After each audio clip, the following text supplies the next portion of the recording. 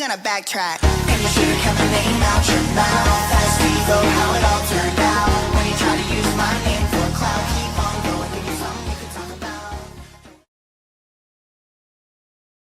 I swear I always say that song is the gift that keeps on giving. It just keeps being more and more right each day. Ask Steve-O how it all turned out when he tried to use my name or ignore my name for clout. Well, just before I got onto this live stream, I am late. Who is surprised? I see nobody is surprised. Sorry. I do not like when people are late. So it actually aggravates me that that's, something that I do. It's an area of opportunity. But anyway, before I was getting on this live stream, I was going to share my little link for the live stream on Instagram, and I saw a little clip from the Mud Margera Instagram account. You remember it? Put a free BAM in the chat if you're here all the way back from the free BAM days. Put a free BAM in the chat. Oh my God. Florida girl said she's already sick of the French streamer. Okay, we are going to talk about that today, but that's just one of the things. Okay, that's just one of the things. Okay, let me finish my joke about Steve. Okay, so I log into Instagram or whatever, and I'm trying to post my little link to this very live stream, and there's this little clip. There's a little clip of Steve-O on there, a little Instagram reel, as it were. And he's like, man, I just miss Bam. I just miss Bam Margera so much. I just miss Bam. I miss Bam. John said free Britney. Here since free Britney. Shout out to you. Yeah, Bam don't want to talk to him no more. Bam doesn't want to talk to Steve-O anymore. But during the, free Bam movement, Steve-O sided with, interestingly, not me. I wonder if Bam would want to talk to Steve-O if Steve-O had advocated for Bam's freedom and his autonomy. And clearly I was right. Bam's doing just fine. Steve-O was damn near blaming me for Bam Margera's death. You're gonna fucking kill my brother, man. Oh, man, there goes the monetization of this video. Can't say curse word in the first 3 minutes. Oops. Sorry, YouTube. My bad. It was an accident. It's the ops. What do you want me to do? Oh, my God. There's my other scrunchie. I was looking for the one that matched. Anyway. Ask Steve-O how it all turned out when he tried to use my name for clout or not. As previously indicated, yes, we do have a lot of things to talk about today. I'm actually quite overwhelmed with just all the things. I was like, okay, I can make a video about that today. Oh, I can make a video about that today. And it was just like, there's too many videos to make. So I'm making a live stream. We will discuss the French streamer. We're not to that part yet. We're not there yet. First things first is the most, I think, like breaking of all the news. We have the Lil Nas X story. He was apparently found wandering the streets at 4 a.m. in his drawers with a traffic cone on his head.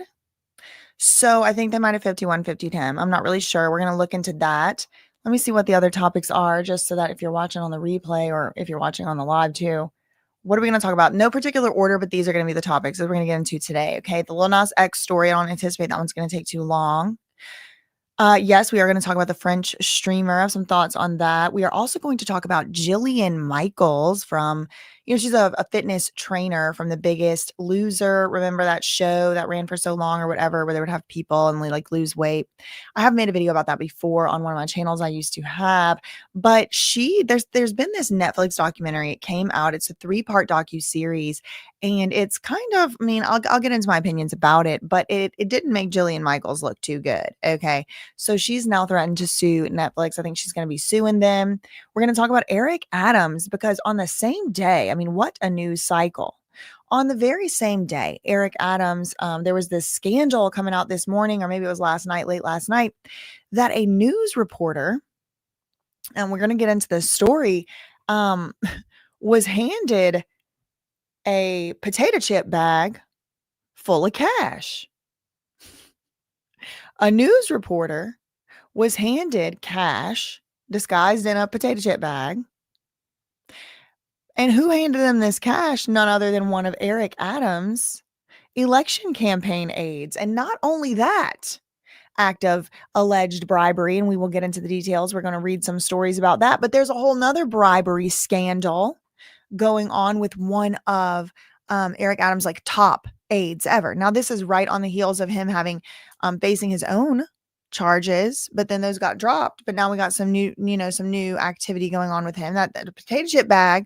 We're going to pull up the potato chip bag in question. Look at it. Um, what else? Okay, yes, we're gonna also talk about that baby dress with the weird, sayings on it. We're gonna talk about the baby clothes. We may talk also about Brian Koberger. I think that's gonna come up today. He's facing some troubles. He's facing some troubles. This is the Idaho 4, one that pled guilty. And what else we're gonna talk about? We might talk about Nicki Minaj's School for Girls, maybe. I don't know. This is the maybe list. I don't know. I don't know which one of these things we're gonna get to for sure, but also, what else do I have here? Oh, you have some thoughts on the guy that didn't shake hands with the lady or whatever. So maybe I'll get to that if I feel like it. Okay. Before we get into any of that, first things first, do you have your passports? Did you get your shots?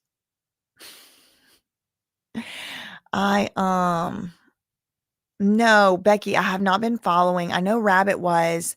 Um, there's also a little baby missing.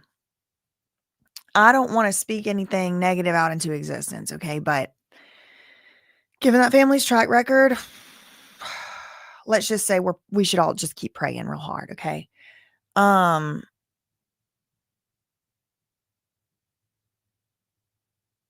Yeah, no. I mean, misinformation. I did look into some of the proof. I found the Brian Koberger case to be kind of strange. Um, but then it's kind of like one of those things where yes, thank you, Izzy. To America. Do you have your passport? Did you get your shot?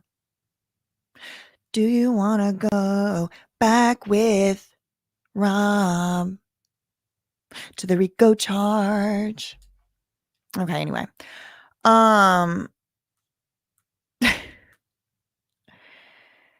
Yeah, it's a joke. It's a joke. To America. Okay, so let's start out with Lil Nas X. I got an article up. We'll start there. Oh, there's also some stuff going on with Michael Jackson we might get to. I don't know. There's just all kinds of stuff going on. I'll just leave it at that. So let's just start where I feel like starting, which is the one I just heard about the most recently, Lil Nas X. Oops, no, not that. Hold on. I'm trying to share my screen.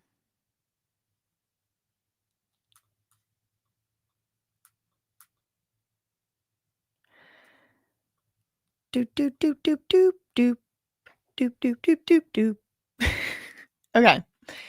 This is no laughing matter. This seems pretty serious. It seems like there might be some medical attention needed here. Old Town Road rapper Lil Nas X rushed to hospital after surviving scary incident. TMZ. Okay. First things first. I'm suspicious. TMZ reported the early afternoon, Thursday, August 21st, so like 2 hours ago. Hold on. I gotta reposition. My foot's falling asleep. TMZ is always getting the exclusives. Isn't that interesting? Lil Nas X, who rose to A-list music stardom after releasing his mega hit single Old Town Road with Billy Ray Cyrus. And I think Billy Ray Cyrus was actually on the remix. I don't even think that was the original. 2019 was like a cute year for music. I think that's actually no, I was gonna misspeak. 2019. That was a good music year, I think.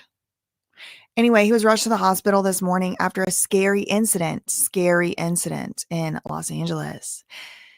TMZ says the star was seen wandering in the dark down a major LA street. Okay, so what did this remind me of but Megan Thee Stallion? Why are these stars wandering in the dark down major LA streets? Somebody tell me. What are those bananas doing in the garden like that? That's not how bananas grow. What is that? I'm going reader view. I want to look at those bananas. Okay, that's a cool thumbnail. Oh, they're not letting me see the article if I'm in reader view. Oh, that's cute. That's cute. Okay, anyway, TMZ says, okay, so we should just go to TMZ. They obviously had the exclusive. Okay. Lock in, chat. That's what the kids are saying. Maybe reader will work on this. Lil Nas X catwalks in underwear. I mean, y'all, please, this title. Down LA street. Possible drug OD. Okay, wait, no, they can't just be calling anything these days. What do you mean OD? OD means you like die, I thought.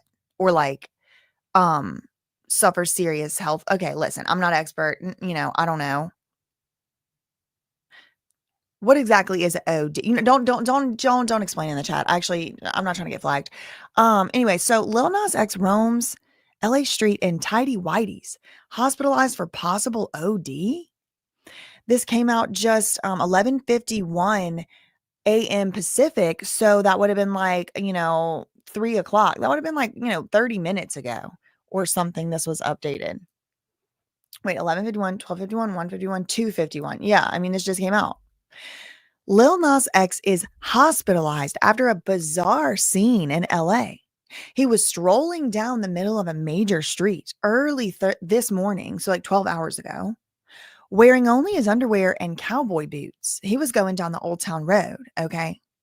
TMZ Hip Hop obtained video of the Old Town Road rapper nearly no closed and floating aimlessly down to Ventura Boulevard at 4 a.m. That's right around the same time as that Megan Thee Stallion shooting. Now, I'm just trying to figure out, was he coming from Kylie Jenner's pool? That's just the next question I need to know. Anyway, someone driving past him recorded him. And then Lil Nas X repeatedly pointed at the camera and muttered something about heading to a party. And at one point, he placed an orange traffic cone on his head.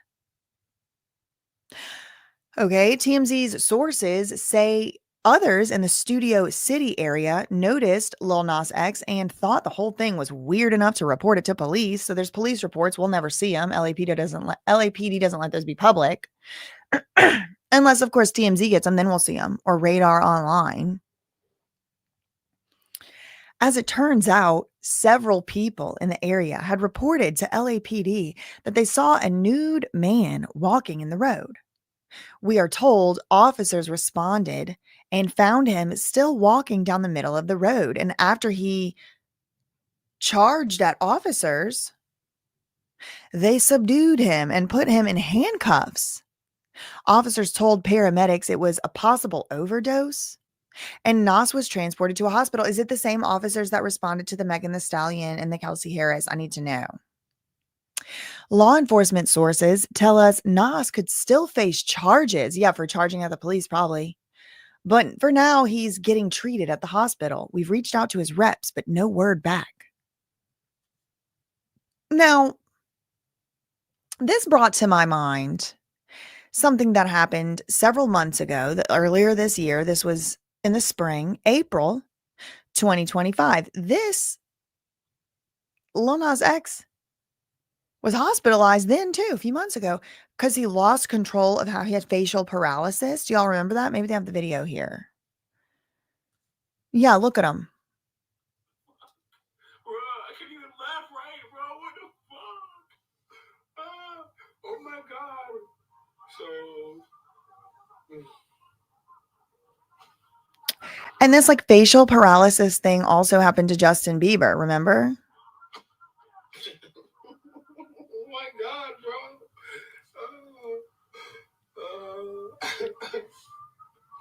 So, yeah, we normal over here. We get crazy over here. Okay, so anyway, this was in April. He lost movement on one side of his face.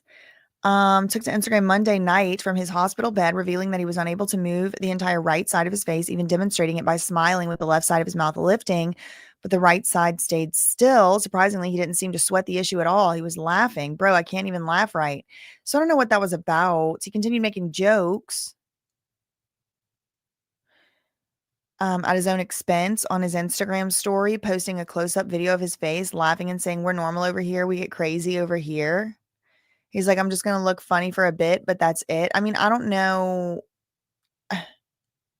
It didn't really say why, it's just like, haha, half his face don't work. But why? I don't know. I mean, it seems like he got it back together.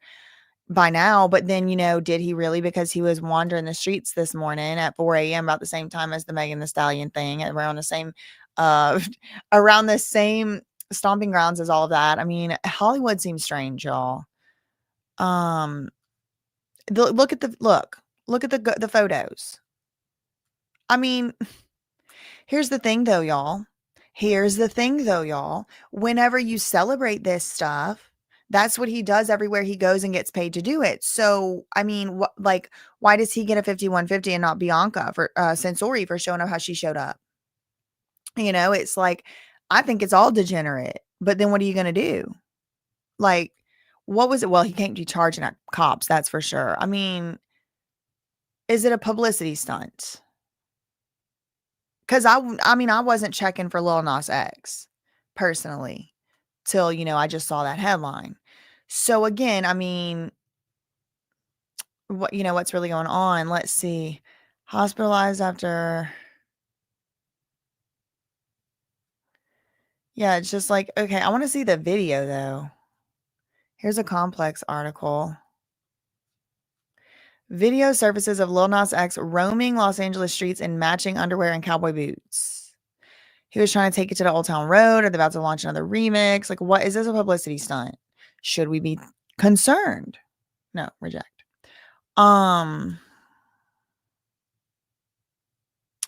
Let's read this version. This is from complex.com. This came out just in the last hour. A bizarre video showing Lil Nas X roaming a street in Los Angeles at night wearing just cowboy boots and his underwear has surfaced online.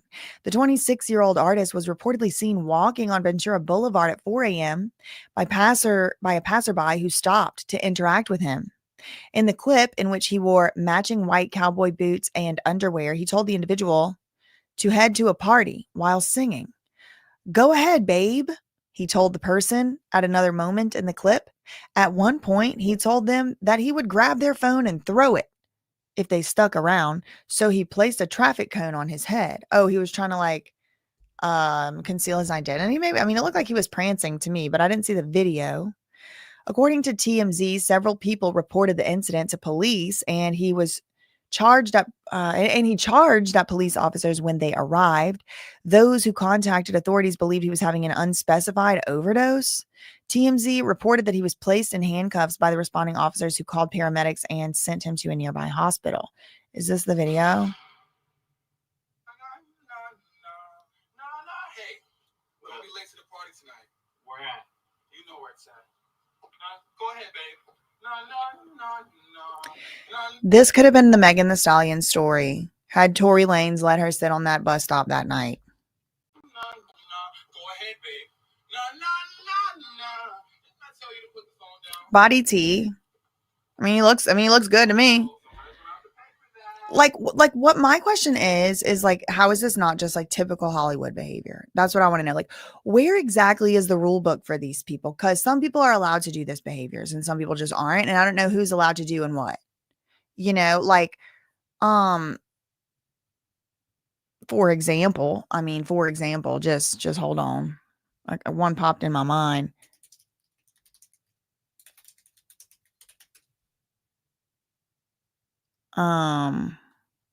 No, not that. That's not the one I wanted. Hold on. This, argue with your mama, don't argue with me. I am going to pull it up. Here it is. Okay, he's allowed to do this. Is Sam Smith. Excuse me. They allowed to do this. Sam Smith is allowed to do this. Fine. Okay. I think this is ugly. I think actually, I got to take it down off the screen because it's like literally against terms and services. But like, that's allowed. All right, fine, cool, fine. That sets a standard, right? Like, that's a certain set point. Like, you could walk around like that. You know what I mean? Like, you're allowed to do that. So fine. Okay, fine. You're allowed to do that. But where are we at? You're not allowed to do this. I guess one's the public street, but it's like the public street in Hollywood. Like, does that really count? Like, Bianca Sensori walks all around over there. She's never got arrested from what I know. So again, look, listen, I don't know. Let's see further. Maybe we'll see. You shouldn't be charging at police officers. I'm not condoning that.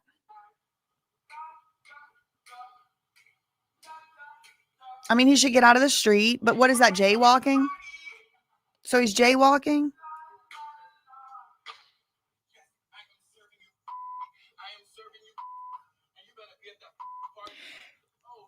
And he might be on something, y'all. Okay, I'm not even trying to say he's not, but like,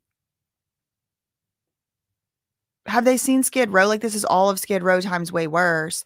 It's strange to me. Like, sometimes things are like not allowed and sometimes they are. And for me, I just don't understand the rules. Disturbing the people. I mean, yeah, be quiet. Like, hush, I'm trying to sleep. But like, it's like the main street of Hollywood. So like,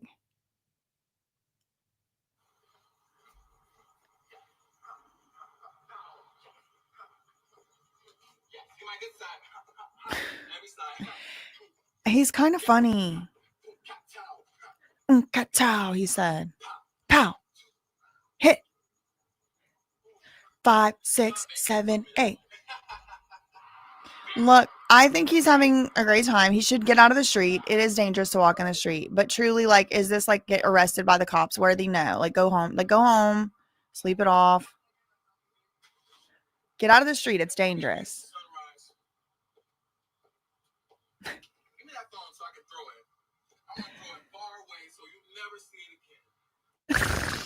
Y'all.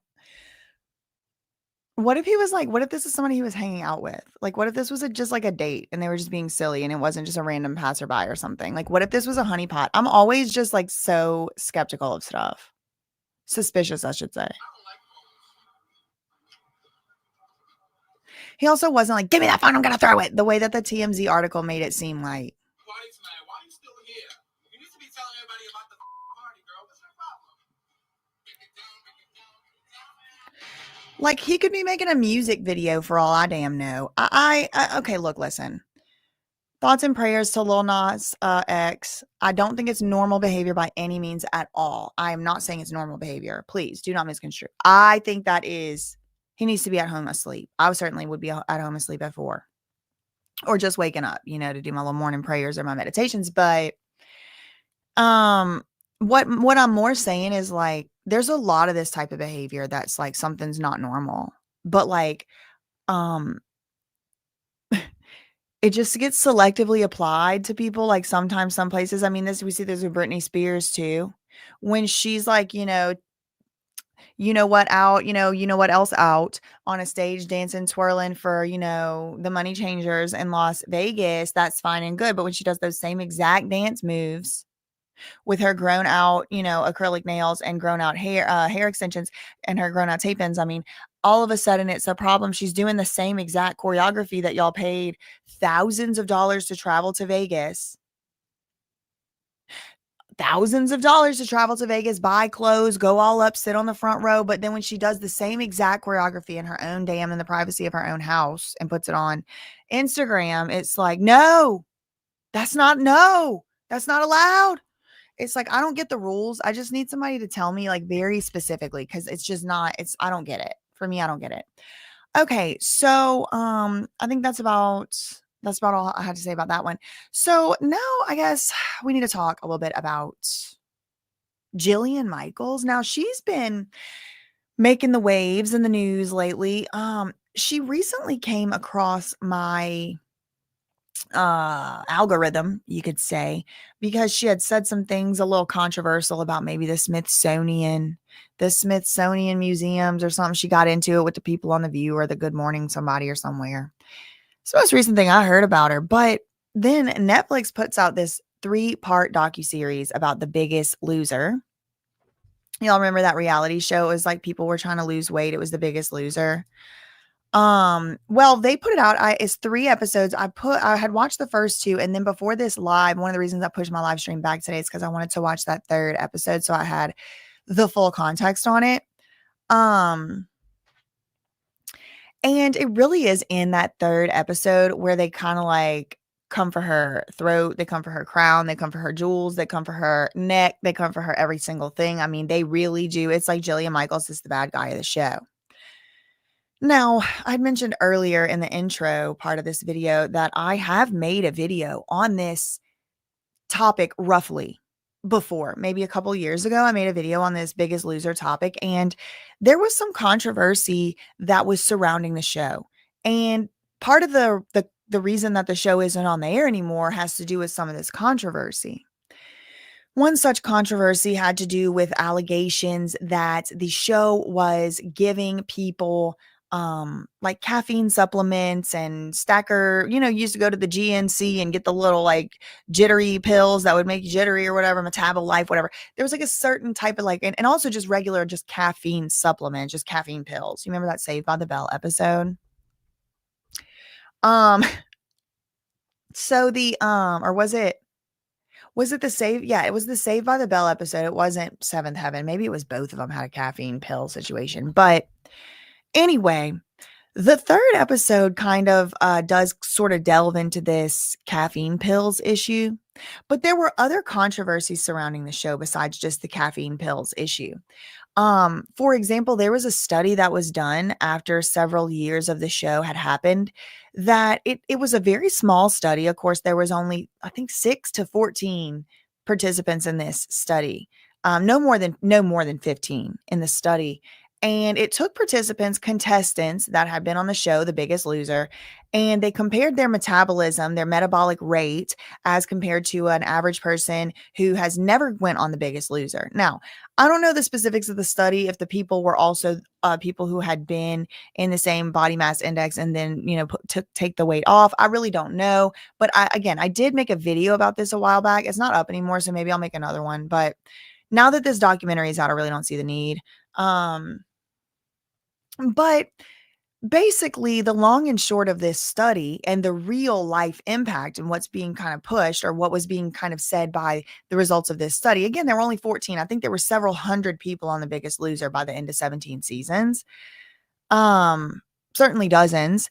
And so they only did, 14 contestants from this in this study. But basically what it was like, it made it harder. People that had gone on Biggest Loser, basically what it was trying to say in this study, it was kind of like, looked like it was sort of saying, and I don't know, I'm not a scientist, disclaimer, don't sue me, I didn't do the study and all that, but basically the show wrecked these people. It wrecked their metabolism. It made it actually even more difficult to metabolize food efficiently, and therefore, more difficult to keep weight off. Like, these people were like 8 hours a day trying to like work out. People were working out 6 hours a day, 8 hours a day, eating right, eating healthy, and they swear up and down they were still just gaining weight. Now, there were also people who came on this 3-part documentary, and they were saying that they took full responsibility for their weight. They're like, it's not the show. I was overweight, and people were using different words to describe their own self. So these are not words that I'm just like picking out of, the coconut tree or whatever. Like, people were describing themselves in this particular portion of the documentary, like obese or overweight or whatever. And so different people would use different words, but they were basically saying like, some of these folks were like, I take full responsibility for that. I'm the one that picked up the fork and the knife. I'm the one that put the food on the plate. I'm the one that took the bite of the food. And I was already wrecked my metabolism before I ever went on that show. That show saved my life. But then you got people also on there that saying, I can't even come up with one good thing about being on that show. And then, of course, at the very end, there's this whole Ozempic push, the GLP-1 inhibitors, and there's $2 billion worth of lawsuits going on against them. Another canary in the coal mine that me and, the BJ Investigates team tried to tell y'all about 2 years ago. I made an Ozempic video. Ozempic. No. That's what I'm going to say. No. But nobody wants to listen to me. And girl, when I went to my family reunion, oh my God, it's like, everybody's on Ozempic, everybody's skinny. I'm like, y'all, please, no. What is this? Anybody else have this phenomenon? You go to the family reunion and everybody's skinny, but like in a way where you're like, you've never been skinny before in your life. I don't even recognize you, and this looks, something's unsettling about it. Skinny. It's lizard venom. I heard that. No, nobody else at the family skinny family. I'm like, what is? And I'm not necessarily judging people who take it. Obviously, people in my own family, I'm telling y'all right now, people in my own family take it, but I wish they wouldn't. I'm like the paranoid, like tinfoil hat at the family reunion all the time.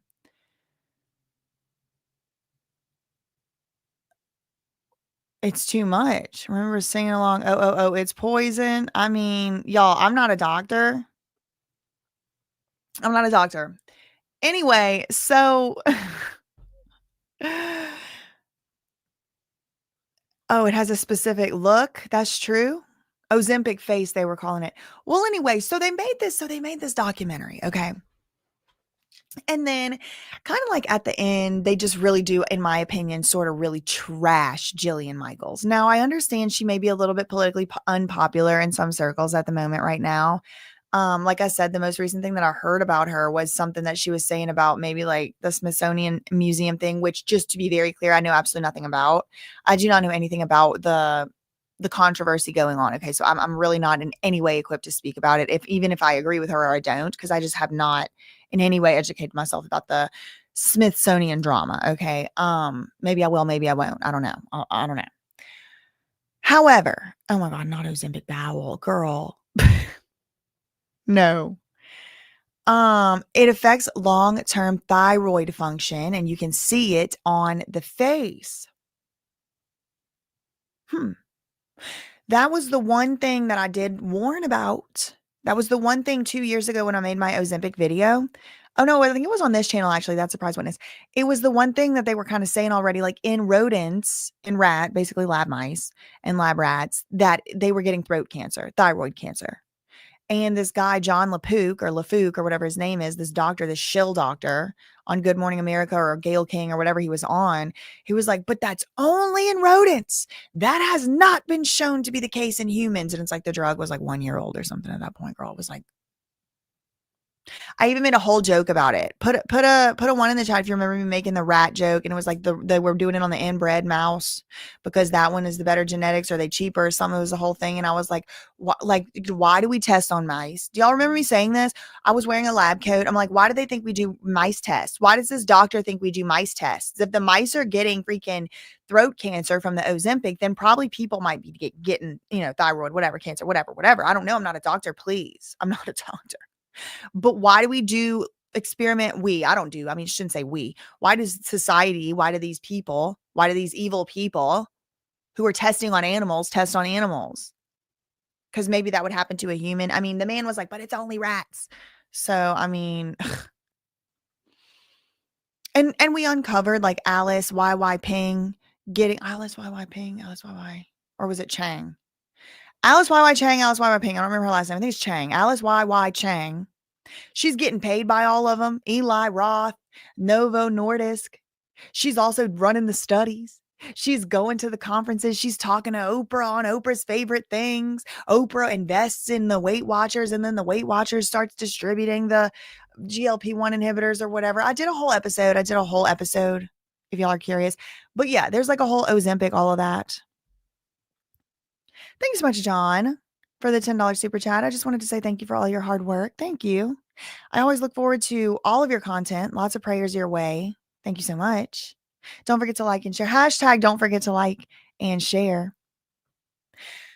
So a bunch of these, controversies end up surrounding The Biggest Loser. And then it ends up pulling to one of the more recent or one of the last seasons. And I will pull up a picture. I'm not going to pull up a video because NBC, I think, is The Biggest Loser, and they are notorious copyright strikers. So I'm not going to go down that camp, but I do want to show y'all shocking Biggest Loser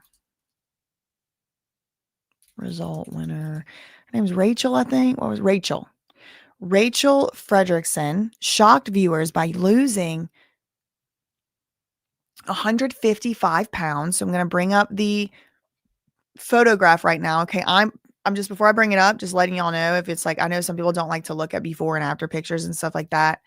So this was your time to maybe go and come back in like a little few minutes or whatever. But also, I'm not making any statements on this myself. I just want to be very clear, because a lot of times people have the tendency, sometimes my words get misconstrued and my, what I'm going to say. So just before I even pull this up, I'm not saying, oh, this is great, oh, this is horrible. I don't honestly have some conflicting feelings about this specific weight loss result. But this is her, just to remind y'all. This was 11 years ago. Rachel.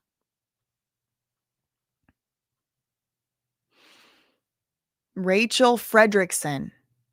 So, this article's from yesterday. Where is the biggest loser, Rachel Fredrickson, now? So they focus a lot on this lady, okay, in the documentary that just came out, okay? And obviously they're doing some, somebody's doing press. This is on Yahoo News. Let's see, will it pull up? Oh Lord, we're doing commercials. We're doing ads. This part was kind of played, in the, I'm not turning the volume all the way up because I don't want the copyright. But people, okay, oh wait, okay, hold on. I want y'all to see the people's like reactions, like so she's all skinty. Like off the bat, if I just saw her walking down the street, I'd be like, okay, like whatever, you know what I mean? Like it's not like, she looks unhealthy or something, but like whenever she lost all that weight, how she did, how long it took her to do it, coupled with all of these other kind of like controversies that had been building up about the show. I think that, this was a big catalyst to ending the show. This particular and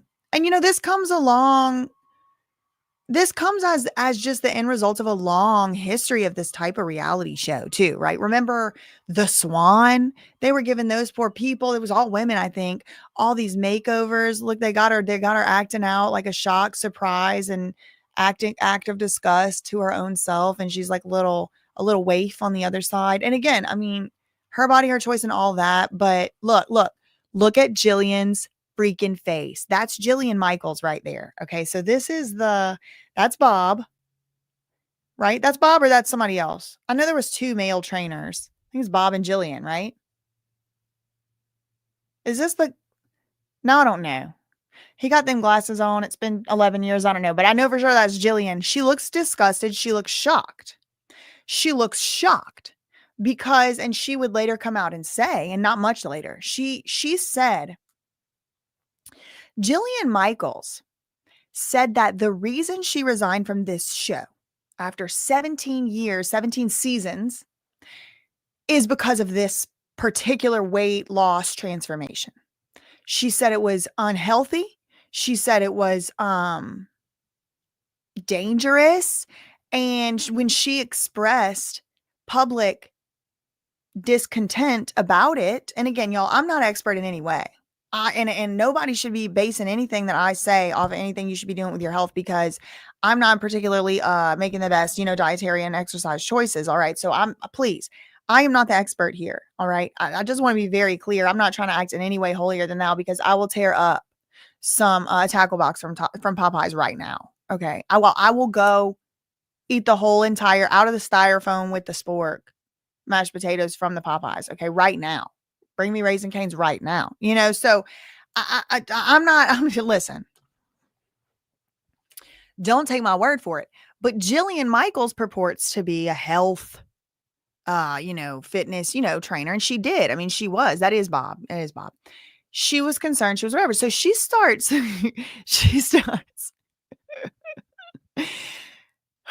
don't come by me with the hot fries. Don't come around with a nerd rope. A can of Coke either. I'll tear it up. I will have it all. I will eat it all. Cookie, cosmic brownie, any of it. I'm like half seed oil. Okay. I am trying to make better choices and things, but I was like a hamburger helper kid. So I'm the last person you need to listen to for your health advice. But as you can see on Jillian Michaels' face, she doesn't need to tell you what she feels like. Look at her. She's just shocked. Oh my God. She's like, oh my God. Oh my God. She's like, oh my God. So yeah, that I don't want to get copyright struck. I'm just saying I am. I know. Just, listen, I use it every time. Denise, every time I want to go and get another cosmic brownie and I stop myself, every time I don't get that second one, I feel like I'm using discipline to me. You know what I mean? That's my opinion. I don't know. I'm doing my best. But I mean, it's bad for you. So nobody listen to me. I'm half seed oil. I mean, it's too late now. I gotta it's once you get used to doing something for 30 something years, it takes a lot, especially food. Let me stop. Anyway, so we'll go back to the article here. Okay, so when she walked out, I was kind of like, whoa.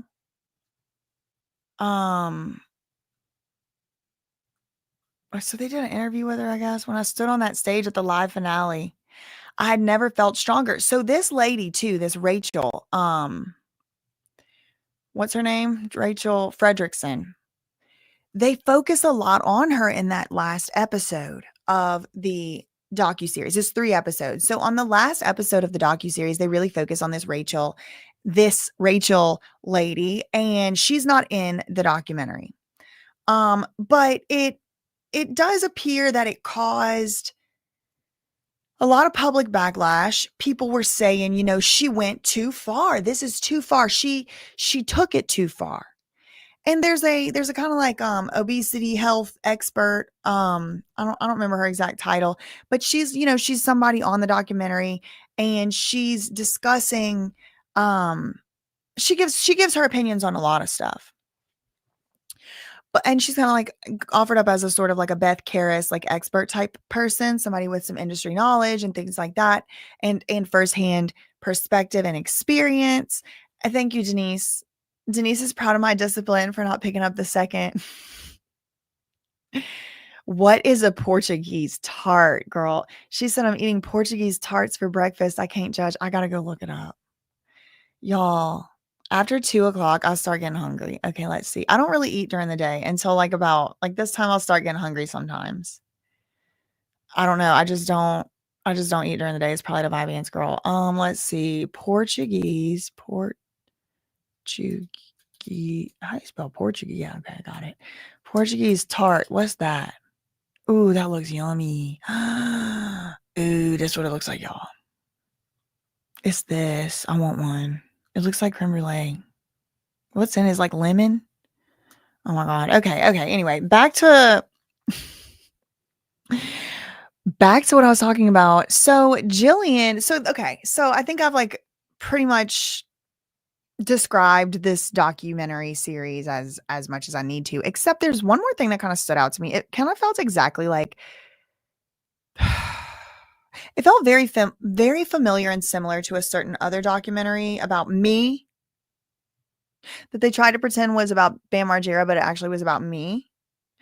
And it's kind of like, instead of making mine into a 3-part documentary series, they just made it into a 1 episode documentary series or a documentary or whatever. And then it still felt like it kind of had 3 acts. Like it was like introducing the character, the conflict, and then the hit piece part. So it kind of felt like the second part of the 3rd act of this Biggest Loser documentary was being very critical of Jillian. Now, what I also noticed, Jillian Michaels wasn't in the documentary. Was she? Now I'm like, I've watched so many videos and stuff. I don't believe she was in it. Now y'all doing recipes. Oh, shout out to the people that sent me recipes. Regina, stick to it though. It's worth getting any of it out of your diet, any amount. Wait, what is Regina talking about? Oh, gluten. Whoo, that gluten will get you.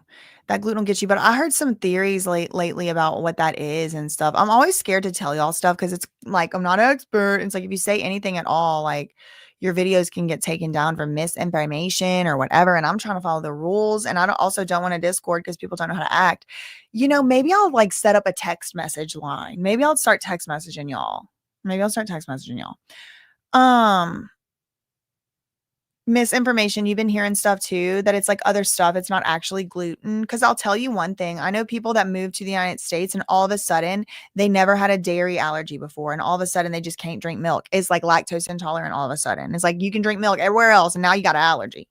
Like, well, what's in our milk that's so different you allergic to? You know, it's kind of weird. I will say that if you're gonna get Desi ghee, this is the kind of like clarified butter. You should get it from Indian cows. You get the Desi ghee. You don't get stuff that they made over here because our cows have different. I don't know. I watched a documentary about it. I don't know. Y'all can look it up. It's on YouTube. Glyphosate, something else too. Starts with a T. Ordering the flour from Italy. Yep, I've heard that solution. Einkorn, I heard was another possible. Because I have allergies. Like I'm allergic to stuff, but I really don't know what it is. My nose gets so itchy. Today I did not use any loose setting powder on my face, and I think I'm doing better. Like I'm doing like elimination diet with my makeup.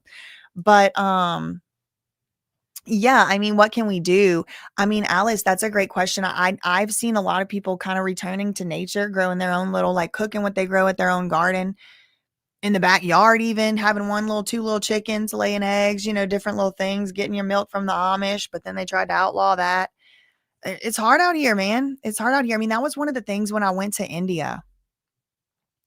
And I'll shorten this like part to a clip too. I'm gonna like take some of these clips out. So this part I'll take out in the editing of this later. But when I went to India, I had occasion to like, cross paths with some like, what I believe are like pretty highly spiritually developed, like yogis and sadhus is what they call them. And one of them kind of just took a liking to Prem, and he was giving Prem all this life advice, and he didn't even speak. Prem speaks 2 or 3 Indian languages, but he didn't happen to speak the same one with this yogi. This yogi like lives in the mountains, except for like once every 4 or 12 years, he'll come down out of the mountains and come to this like religious pilgrimage site, and then he'll go back. So he's like, a guy that's like out in the mountains in like Haridwar or something. But he was telling Prem all kinds of stuff, and he told him, this is like 4 layers and levels of translating. So I'm just giving all the gist. Obviously, I don't speak, Malayalam or Tamil or whatever he was speaking. But he said, he was like, yeah, the food over there is basically poison. Like you basically just can't get good food over there. Like it's just big important. And so he was giving Prem like some, different things to do about food and stuff. If y'all are interested in the yogi's advice, I'll reconvene with Prem and make sure I got it right before I just unleash it on the internet. This used to be like ancient secret knowledge. I ain't trying to like just unleash it recklessly, but he did give some countermeasures. If you care to know about what the yogis said, put that in the comments, and I'll do my best to relay the message. But I can give you one for free. It involved kind of praying over your food and like blessing it. And it's like I have some belief in that. This is going to take all the Monsanto out of the gluten and out of the glyphosates out. I don't know. Maybe, I don't know. I don't know, girl.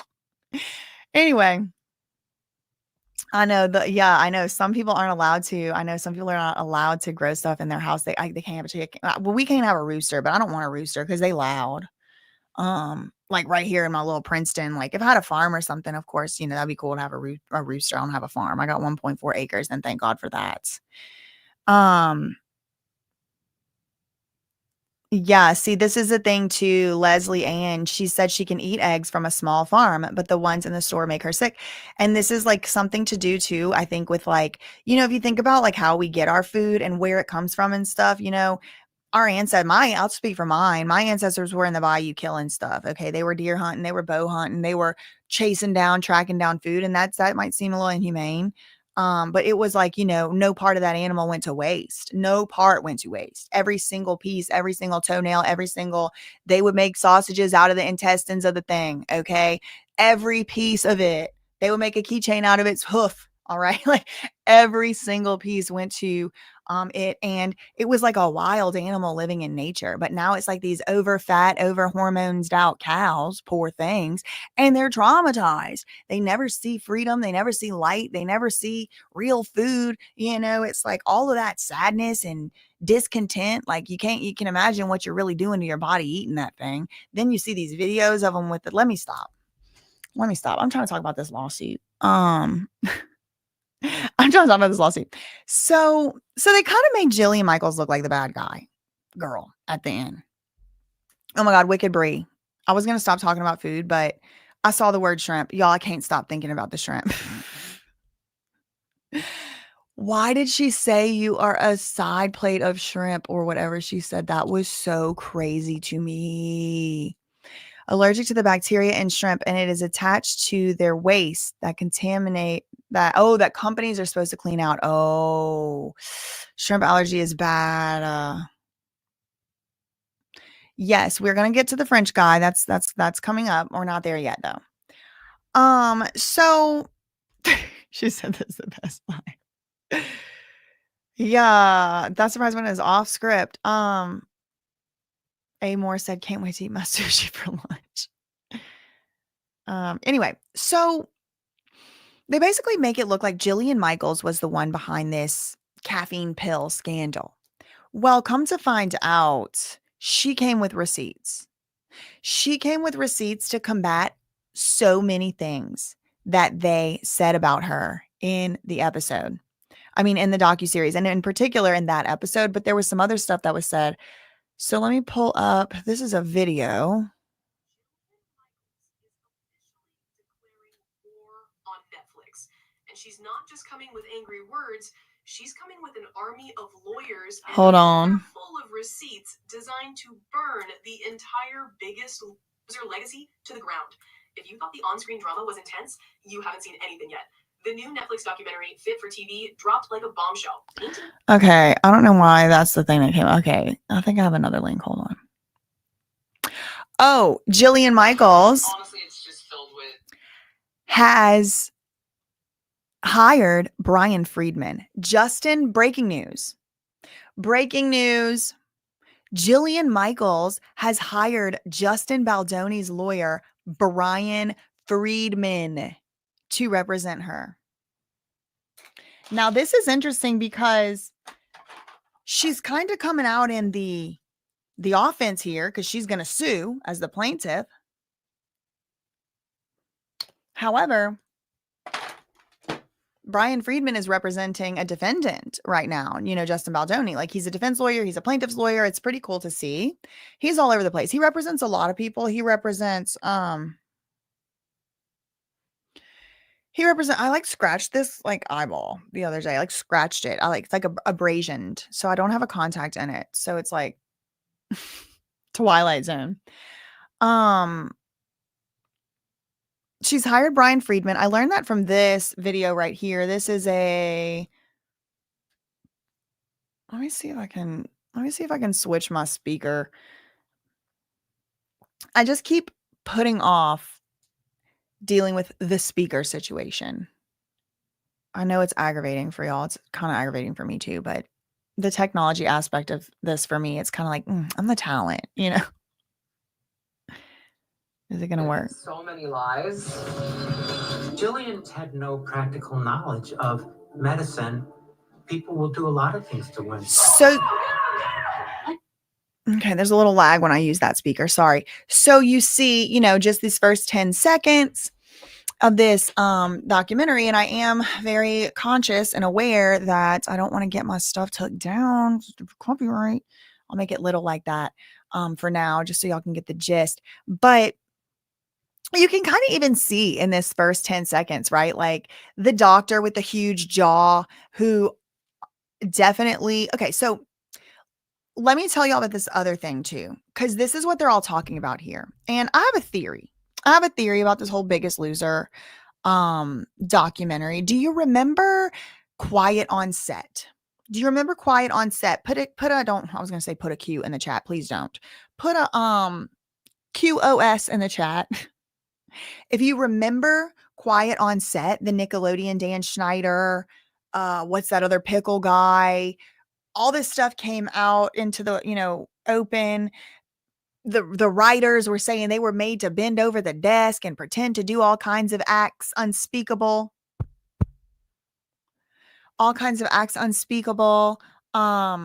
Y'all remember? Yes. Okay. And do you also remember me maybe you don't, maybe you weren't following me at this point. This feels like years ago now, but do you remember me or anyone or yourself? Or do you remember the feeling of talking about how the Quiet on Set documentary kind of seemed like it just gathered up all the controversies and the accusations that the YouTubers had been talking about and kind of admitted to some, denied some, kind of like it was almost like reputation management. Do you remember anybody having that analysis? Quiet on Set was, I believe it was on Hulu, Sad Girl. I believe it was on Hulu. But Big John, you talking about Dan Schneider? And he's got the Ozempic look, if you ask me. I don't know. I'm not a doctor. Yeah, right. Okay, so Amanda's awake. Yes, thank you. Simply Monica, thank you. A shout out to the mods in the chat. Hello, Monica. Hello, Christina. Amanda's awake said they danced around the perimeter of things, but they could have said way more. Right. Hulu and HBO. Got it. And then if you remember the Free Britney documentaries, you know, the one that was allowed to really air was that New York Times one. That was the one that came out first, Framing Britney Spears. And Jamie Spears's lawyers that Britney Spears was paying with her money, Jamie Spears's lawyers went on that documentary and said that Britney needs to be in a conservatorship. She's not going to get out of this conservatorship. She needs it. She's never getting out and all that and all that. Britney Spears paid those people to do Media Matters to keep her into a conservatorship. But what was my criticism? If you remember, literally 6 years ago, what was my excuse me, not 6, wrong side of 5, 4 years ago. If you remember 4 years ago, what was my criticism of Framing Britney Spears is that they didn't get to the point. They obscured the point. The main point was that there was a financial and a sinister financial incentive that was fueling the whole thing. This was a human slave. This wasn't just podunk rednecks putting their daughter in a conservatorship. And that's kind of how they made it seem like Jamie Spears is this awful guy. No, courts were in on it. Multiple judges were in on it. Dare I say, multiple jurisdictions of judges were in on it, if I remember correctly. And they just left the whole Lou Taylor part out in the framing. So it's like, have we seen this before? Oh, wait, what about that documentary called The Curious Case of Bam Margera? Wasn't that a little bit of like reputation sanitization for the people on the controversy, on the side of the controversy that obviously have the money, which isn't me? The people who have the money, the people who have the connections to get Lima on No Jumper podcast with 4.5 million subscribers at the time. What's it called? Soft White Underbelly, who had over 3 or 4 million subscribers at the time. Steve-O's Wild Ride, which had millions of subscribers at the time. Meet Kevin, who has millions of subscribers. Who has these connections to make a hit piece against me on HBO? I'm just curious. But I will tell you, that is one of the things that I noticed about this documentary. Even while I was watching it, before I even really knew about the whole Jillian Michaels thing, I'm like, they must not like her, because they're kind of like, it's kind of like, you know, people are taking jabs at her. It's not like favorable to her. Then I found out that she did have issues, you know, with her portrayal. And then I rushed to watch that 3rd episode and I could see it clear as day. It looks like a pattern to me.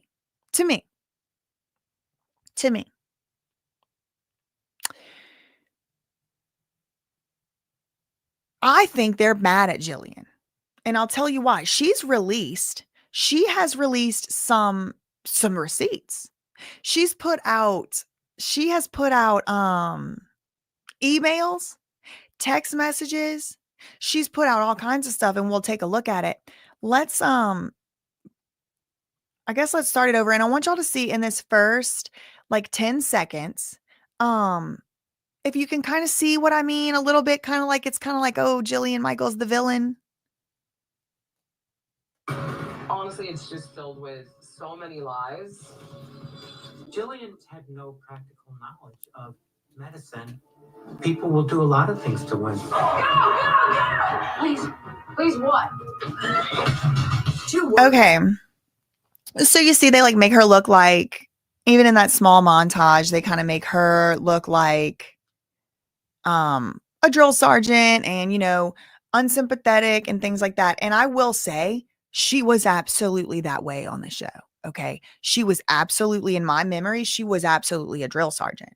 She was absolutely not sympathetic. She was I think cruel in some ways, heartless in some ways, just mean, hateful. Was she doing it for the cameras? Was she not? That's not for me to say, but I can't be mean to people for cameras. So I don't have that ability. So, I mean, I can't sympathize with that. However, Bob was also a jerk. He was also a jerk. And they kind of like let him sort of rehabilitate his reputation on this documentary. He also had a very serious heart attack. So they gave him this little sympathy piano music moment in the documentary. But Jillian got no such treatment, even though they both were out here drill sergeanting. Okay. I'm not saying that there's no criticism to go around for Jillian Marie Michaels. I'm not saying that. But what I am saying is I like to examine what's going on underneath the surface. Like, why would they maybe be mad at Jillian? Could it be possibly because she did go out and say this has gone too far? She did interviews wherein she said, I don't think it was healthy or safe how much weight that lady, Rachel, had lost. She said it publicly. She made it be known that she did not agree with that amount and that type of weight loss. So in that way. And so she ended up getting emailed from like somebody up high up at NBC, like not even just like the little like low, like somebody at NBC emailed her and was like, back off of this topic. Don't talk about it anymore. And then she said she ended up quitting and resigning because they, it looked like there was years of those disagreements, and we will get into those. But I want to see the Brian, up to at least to the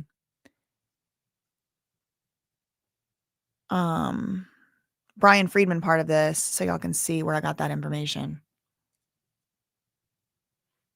Jillian's reaction to the doc? Scorched earth. She's lawyered up, hiring the attorney Justin Baldoni is using in the It Ends With Us lawsuit, Brian Friedman, telling TMZ she's taking aim at Netflix, former friend Bob Harper, and Dr. Robert Huizinga. And she's bringing receipts. She's suing all of them.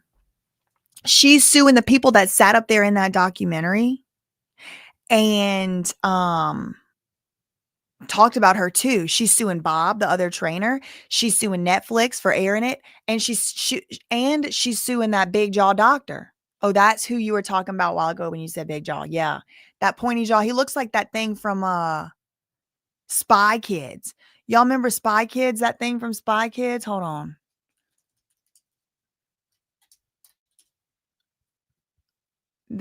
It's like one of the Floops uglies. Floops. Fooglies?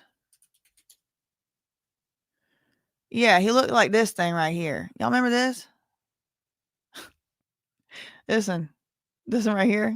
That's what that doctor looked like. Look at him. Yeah, that's him. That's him. Okay, so this guy gets up. He's getting sued. Jillian's suing.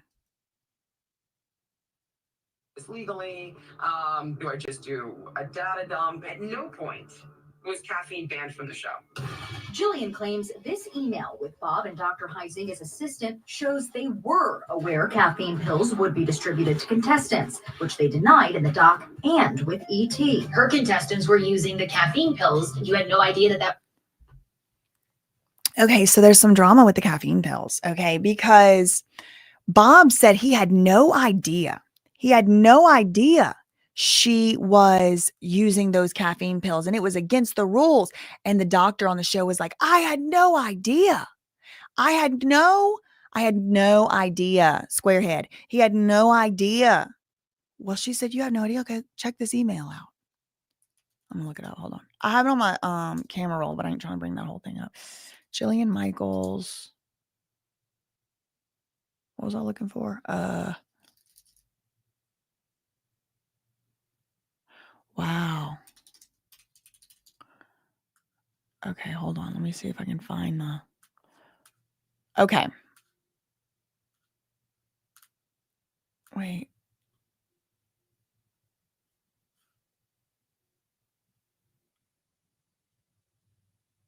Okay. Wow. Look at this receipt. Wow. Look at this receipt. This is crazy, y'all. Whoa. Look at this. So I don't know if this is real. I don't know if this is a real email. Somebody could have doctored it. I truly don't know. But Jillian Michaels is putting it out there like as if it's real. So I'm just reading this from Yahoo Creators. The title of the article, Jillian Michaels finally breaks her silence since The Biggest Loser documentary, and she is bringing the receipts. Jillian declined to participate in the documentary, and she is standing 10 toes down, refuting shocking claims made against her by staff and contestants. She's finally broken her silence. The name of the documentary is Fit for TV, The Reality of the Biggest Loser. That is such a good title. I've got to give it to Fit for TV. It's like they do know how to come up with a title. I will say that. They had the other one, Quiet on Set was a great title for what it was. It's all these it's these double entendres. Framing Britney Spears was a great title. I got to give them, the title game is on. The facts game, the important facts coming to light, or what I consider to be the important facts or the material facts. Titles. Okay. So Jillian starred on the show from 2004 to 2011, and she denies multiple allegations made against her in the series. She refutes Bob Harper's snub. One of the most prominent charges in the documentary is that Jillian Michaels ignored fellow trainer Bob Harper after his near-fatal heart attack in 2017. In the documentary, Bob recalls no outreach from Jillian, saying that spoke volumes. In response, Jillian shared an Instagram screenshot of what she claims is her second to last text ever to Bob Harper, dated in 2014, where she expressed disappointment over his lack of response. Take from it what you will, she wrote. Okay, so before we get to that, I want to read this email. We just received the book. So who is this from? Jillian Michaels to NBC Universal, Todd Lubin, Adam Kalustian, and Bob Harper. So who's sending it? Jillian. We just received the books and we'll be giving them out today. Sandy has the Electro Mix and Bicarb.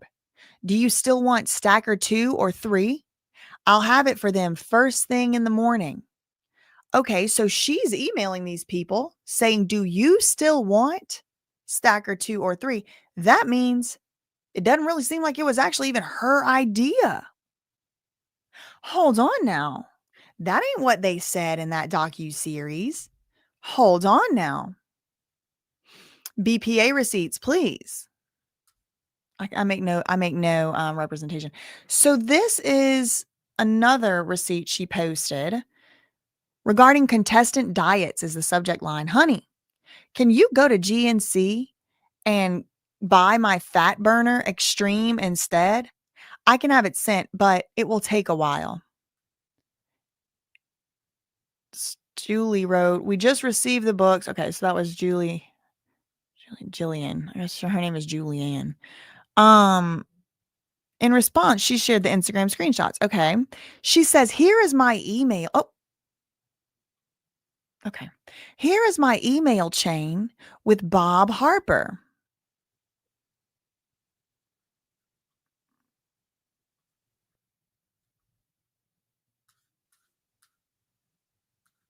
Hold on.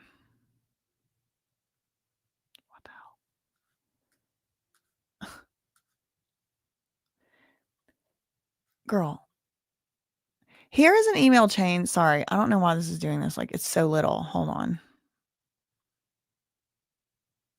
I'm just going to back out and go back in. Hold on. We're glitching.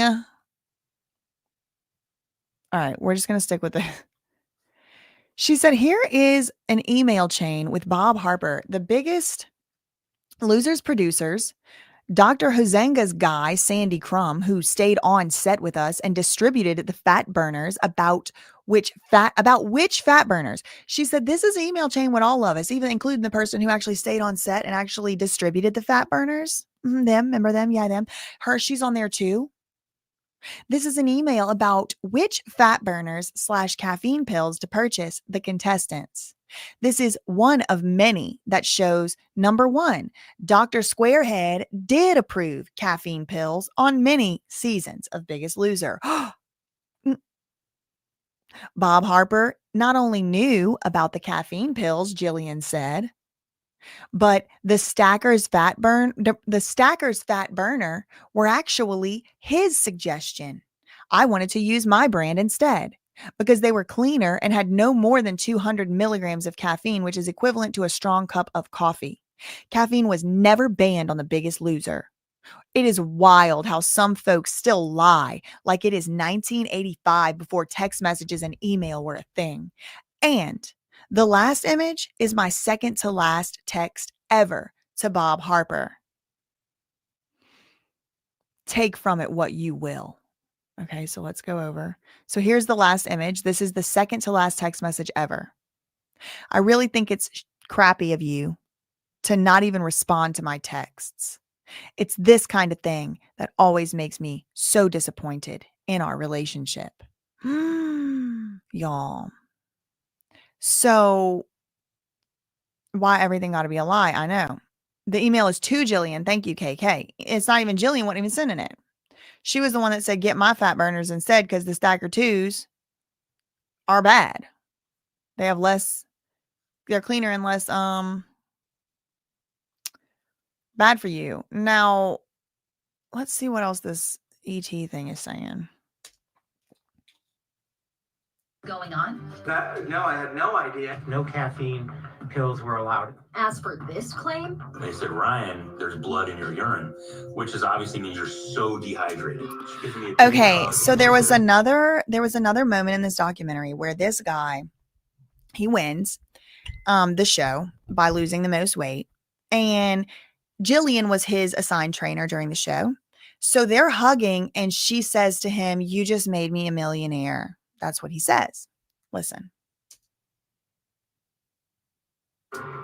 Ryan, you just made me a Hold on. millionaire. I'm going to rewind Pills it. were allowed. as for this claim, They said, Ryan, there's blood in your urine, which is obviously means you're so dehydrated. She gives me a big hug and she says, Ryan, you just made me a millionaire. Sounds like Jillian Michaels. Jillian shared an alleged text. So she says that's not true. She says she would have never said that.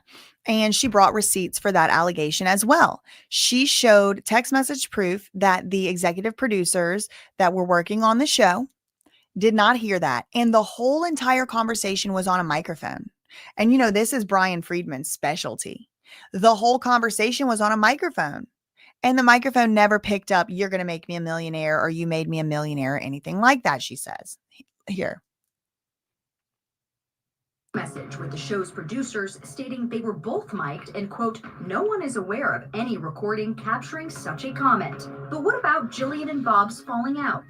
After I had my heart attack, she's the one person I never heard from. I haven't talked to her in many, many years. Oh, wow. So you guys have not spoken in years? How long? I mean, it's been, God, more than 10 years, I guess. Jillian shared one of their last text exchanges, claiming he was the one who stopped replying to her. That's all I can tell you is it's always been like this. He'll be saying negative things about me. And it was a very long and complex relationship. I can't even really honestly tell you why. And in the documentary show or whatever, he was like talking about yeah, exactly.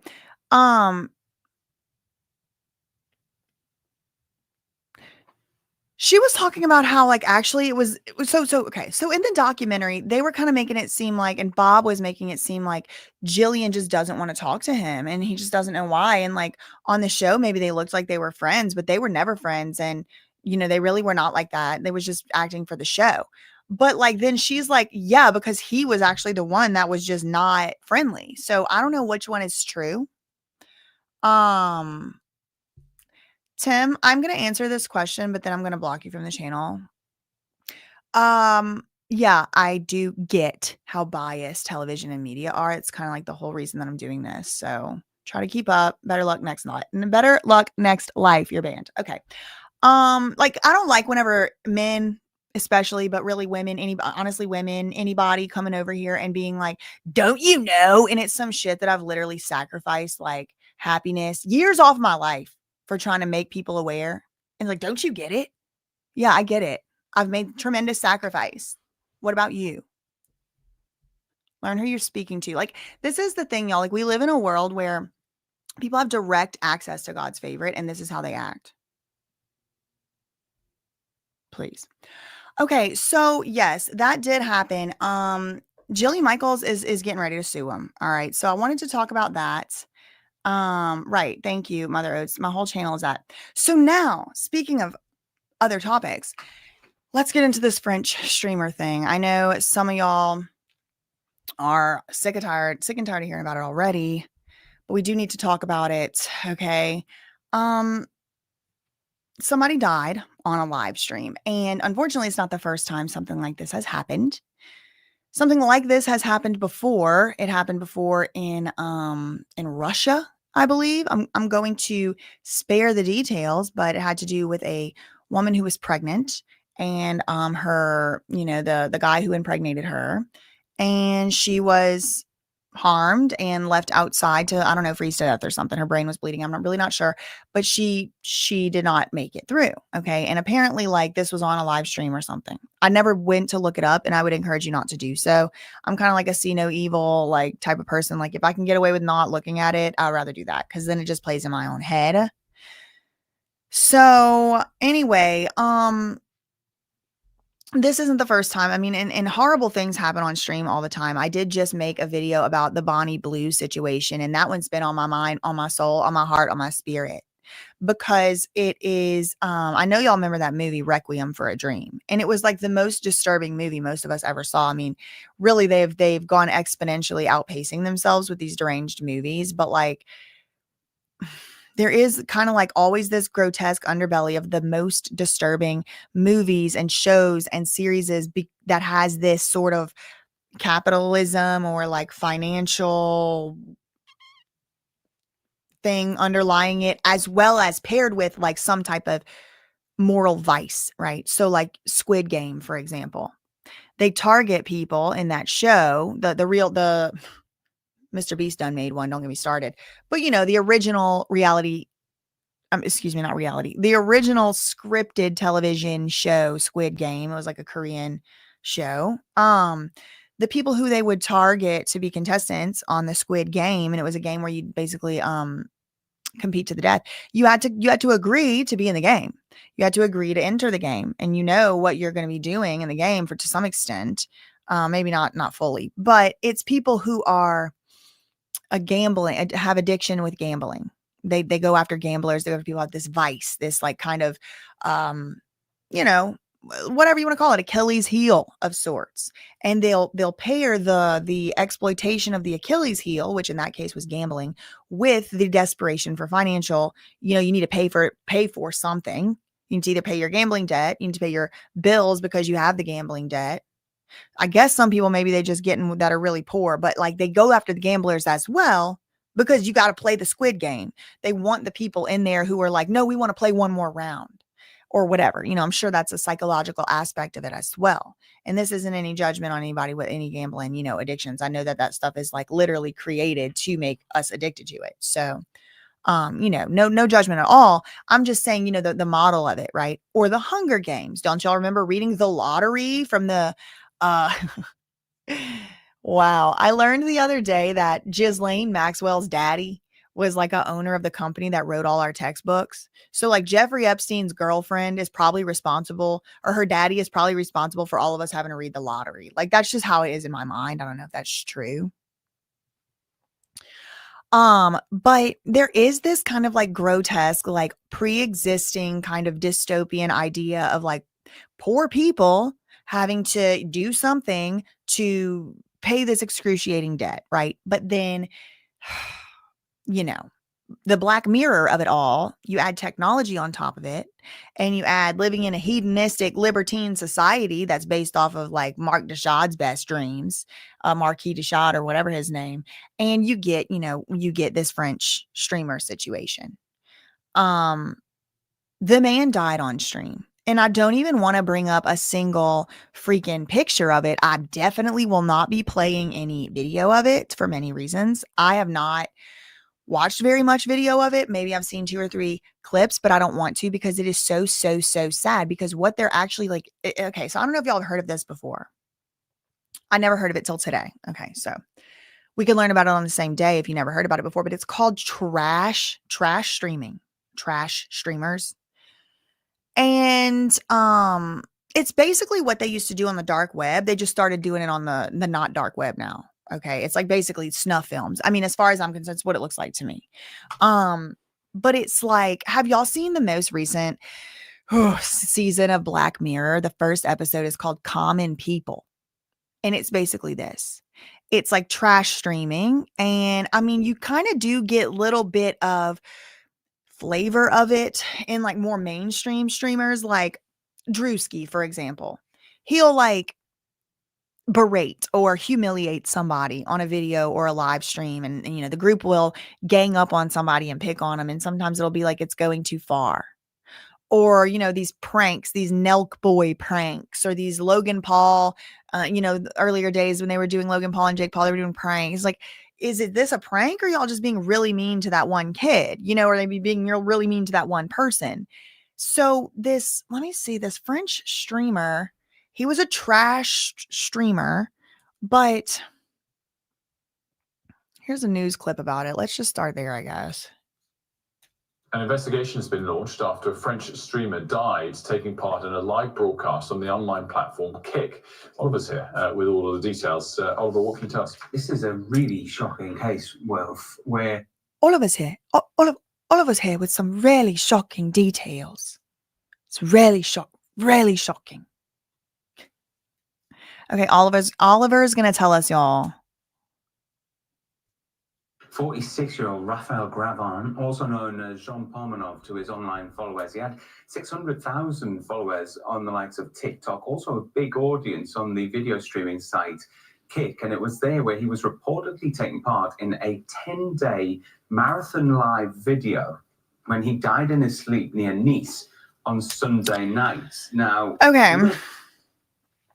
So, just in case you missed that, it was a 10-day long live stream. They were live streaming for 10 days. It was like 230 something hours. And when he actually passed, they were asleep. Everyone was supposedly asleep. And he made some breathing noises. This video is out there in the world. I would strongly discourage you from going to look at it. I don't even know how you can find it. I was exposed to it against my will. Okay. So it's someone dying on screen. Like it's a serious thing to just be looking at, you know, like it's sad. Now I will say, you know, before getting into any other details, I just want to say the most recent thing that I did see about this before I came on the stream was the coroner did an investigation or a preliminary report and has so far, and I do just want to get this out there, has said that he died, his cause of death hasn't been determined yet. However, the cause of death being blunt force trauma of some sort, like assault, like broken bone or a hemorrhage or a bleeding brain or whatever, like that has been excluded. I think I might have actually had the...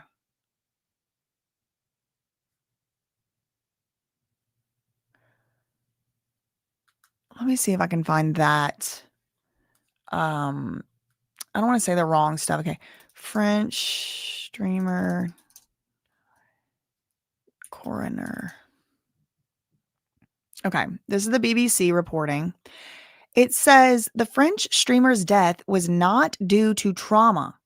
Autopsy finds. Okay. So that's him. He looks, I would say maybe not like the epitome of health. He looks like he might be struggling with, I don't know, some demons. An autopsy, though, into the death of this streamer has found that it was not due to trauma, according to the prosecutor handling the case. The content creator, known for streaming live videos on the platform Kick, was found dead at a residence in Conti, I guess, a village north of Nice. So he's from Nice, or near Nice, France, girl. I mean, it don't sound nice to me. French government minister Clara Chapaz described his death as an absolute horror and launched a judicial investigation into the circumstances surrounding it. But prosecutor Damien Martinelli said on Thursday, that's today, that medical examiners believed his death was not traumatic in origin and was not related to the intervention of a third party. How could they say that already? It's strange to me. And then since all this Brigitte Macron stuff, I don't know what French media is lying straight to my face and what's not at this point. He said the forensic doctors had found no external or internal traumatic injuries or burns, only a few bruises and healed lesions. The probable cause, okay, so this is where I kind of zoned in. The probable causes of death appear to be medical and or toxicological. What's a toxicology report, everybody? Let's say it together. The drug screening. Were they giving him? Was he taking voluntarily any substances which could possibly have contributed to his death? Perhaps. Now, if you haven't heard literally anything at all about this story, oh, it's pronounced Nice. Thank God. Nice? They say Nice or Nice? It ain't nice. Tell you that. But it's just Conti. Right. Sad girl. That was the first thing that came to my mind. Because I'm thinking like a 10-day live stream. And what were they doing on this live stream, you might wonder? Were they just sitting there reading court documents? Were they giving you court updates from the Diddy trial? No, they were not. It was a group of 2 to up to, I think, 4 possibly individuals over the 10-day long thing. And they would, at the audience's request, they would harm this guy. I'm like having flashbacks to seeing the footage. Like I seriously do strongly encourage you or I strongly discourage you from looking this footage up. And if you start to see any clips of it, I would just say don't even look. It's just really, really sick because this guy, in my opinion, the decedent, he appears to be perhaps I'll say intellectually delayed. Like it seems like maybe he just was trying to be cool. And the way that he would react to these other guys who seemed to be a little bit more like with it. And again, like he was kind of like the guy who seemed to be the most delayed. And he was the only one who was getting beat up. They would throw things at him. They were making him eat stuff. They were making him drink stuff. They were apparently sleep depriving him. And he apparently, and I got this information from an Asmongold, I think, clip or something like that, but he apparently had texted his mom during the 10-day long ordeal, which he ended up dying during. Now, I don't know if they saying he didn't die because of that. I don't know. We're going to have to keep, for me, I'm keep open mind on if somebody's, innocent or guilty until I see what comes up on this toxicology report. But he apparently had text messaged his mom and said, I'm not wanting to be here anymore and I want to leave, but they won't let me leave. This one guy won't let me leave and I don't want to do this anymore. And also, apparently, he had also live streamed a call that he had before the 10-day live stream. He's his own, he's his own stream platform, his own self. He's on live and his mom calls him or he's on the phone with his mom and she's on speaker or whatever. And she was like, don't do it. Please stop doing it. Please don't do this anymore. You don't have to do it or whatever. And then, he was kind of going back and forth. And at the time he was wearing like a spider web, like fishnet tights or something. I'm like, what? Like, it's just these they do humiliating things. And then I was reading these articles and they were telling me on one of the articles, it was like, there's a Black Mirror episode called Common People. And this is basically like based on that. It's like trash streamers.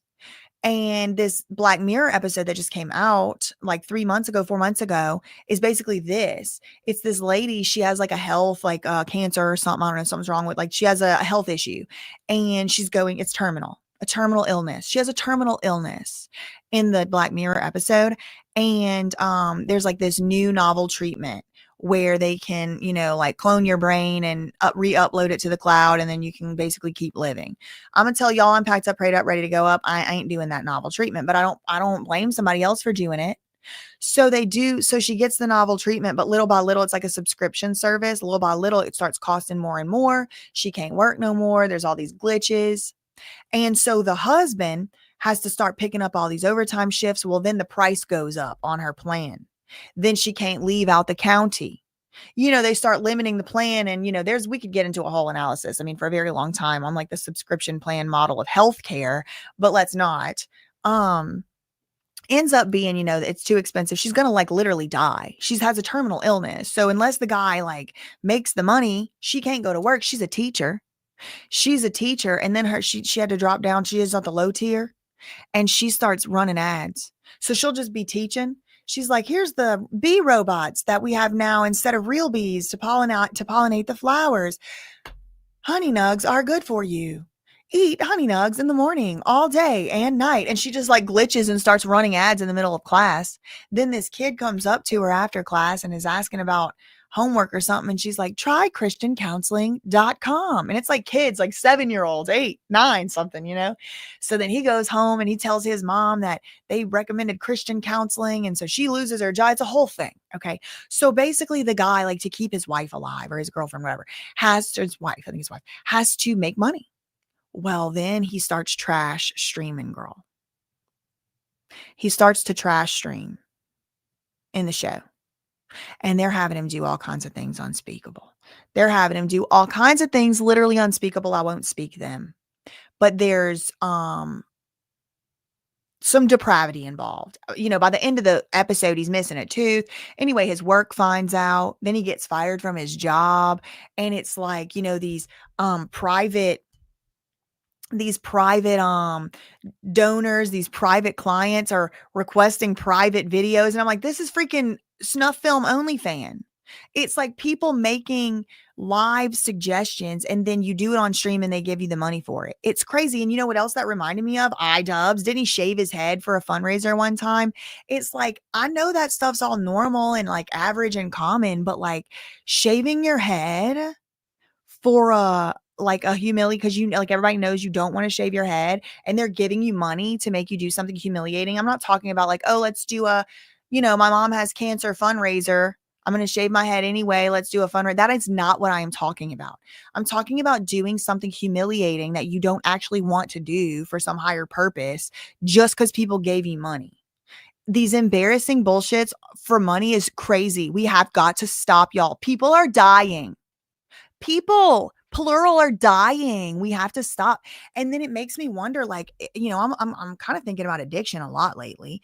Are the people who are watching the trash streams also addicted? Like, have they just fried out their like receptors and like nothing makes them feel anything anymore except like this stuff? Like, what are we chasing and where are we going with this? And how did it make its way off of the dark web? It was bad enough over there. Can we keep it off of Kick? What the hell? And then Aiden Ross apparently has some owner. Thank you. Misinformation. Same mothership. Oh, wait. Were you saying Aiden Ross did a show on Kick to make other people do dares? Kick itself has made jokes about this guy and his appearance. Y'all, and let's not act like Plug Talk hasn't contributed to this same exact thing.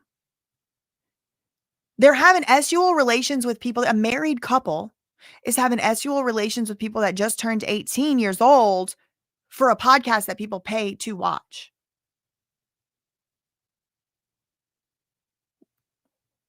This stuff is degrading. It's debasing. Yes, exactly, Kel on Earth. Exactly.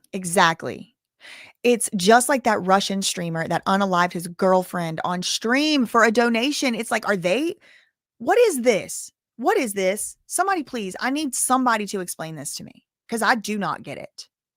Thank you so much for the $5 super chat.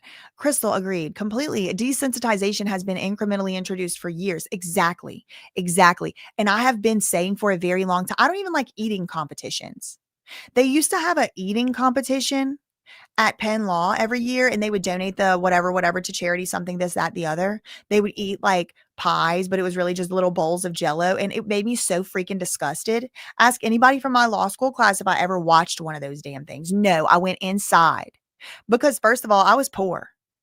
Y'all are wasting food. People are freaking hungry. That's disgusting. Second of all, this is disgusting. What is this? We're eating pies. All y'all have money. Just send it to the charity. What are you doing? What are you doing? I'm not even talking about a boxing match. That's at least some display of athleticism. You have to train. There's rules. There's regulations. Governing bodies. What is this trash streaming and what is this OnlyFans? Can we stop? I'm disgusted. I'm disgusted. Can we stop? I'm disgusted. Ugh. Yeah, I mean, the faces of death, they used to have all of that. Just nasty. Just nasty. Let's get back to this article. He said further tests had been ordered. Yeah, I'm sure drug tests. Mr. Graven may have had a heart issue. So apparently he might have had a pre-existing heart condition.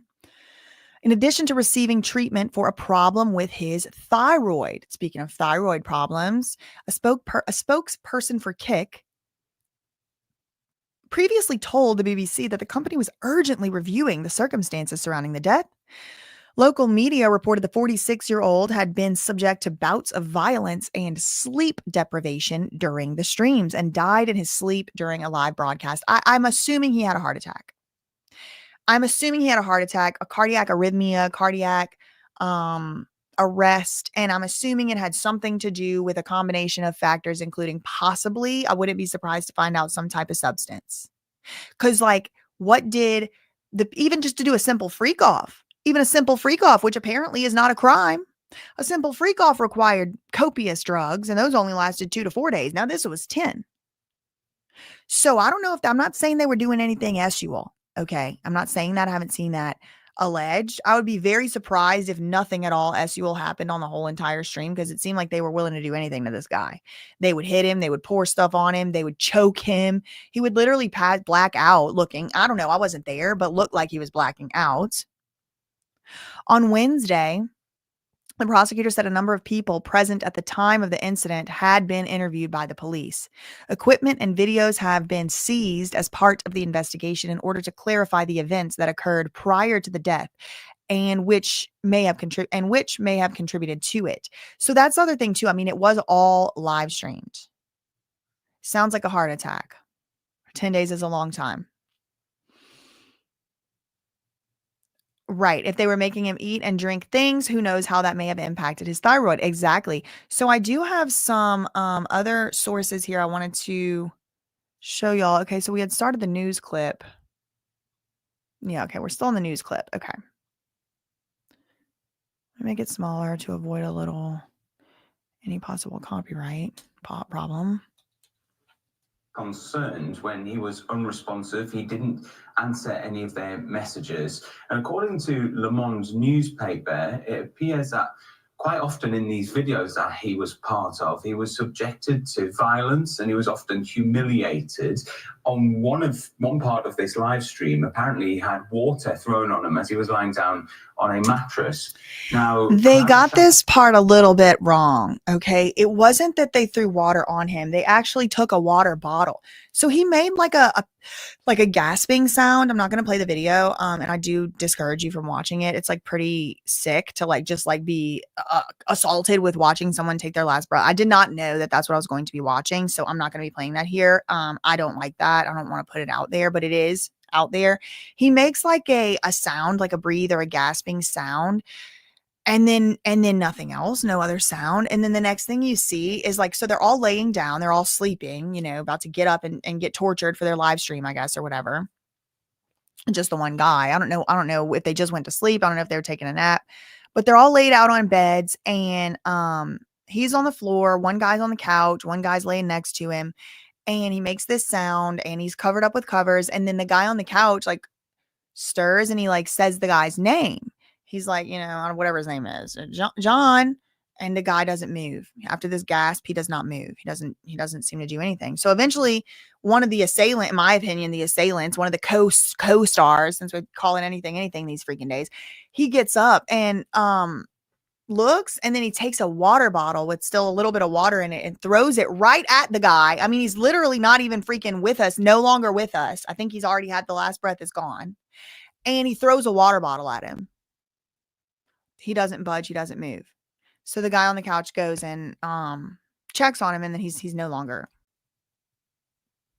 imbibed with an animating principle, if you know what I mean. So he didn't actually throw water on him from what I saw, but I mean, who knows? Maybe afterward they do throw water on, splash water on him to try to like wake him up, I guess. But from what I saw, he threw a water bottle at the guy's head. And the guy's like no longer even probably maybe even with us.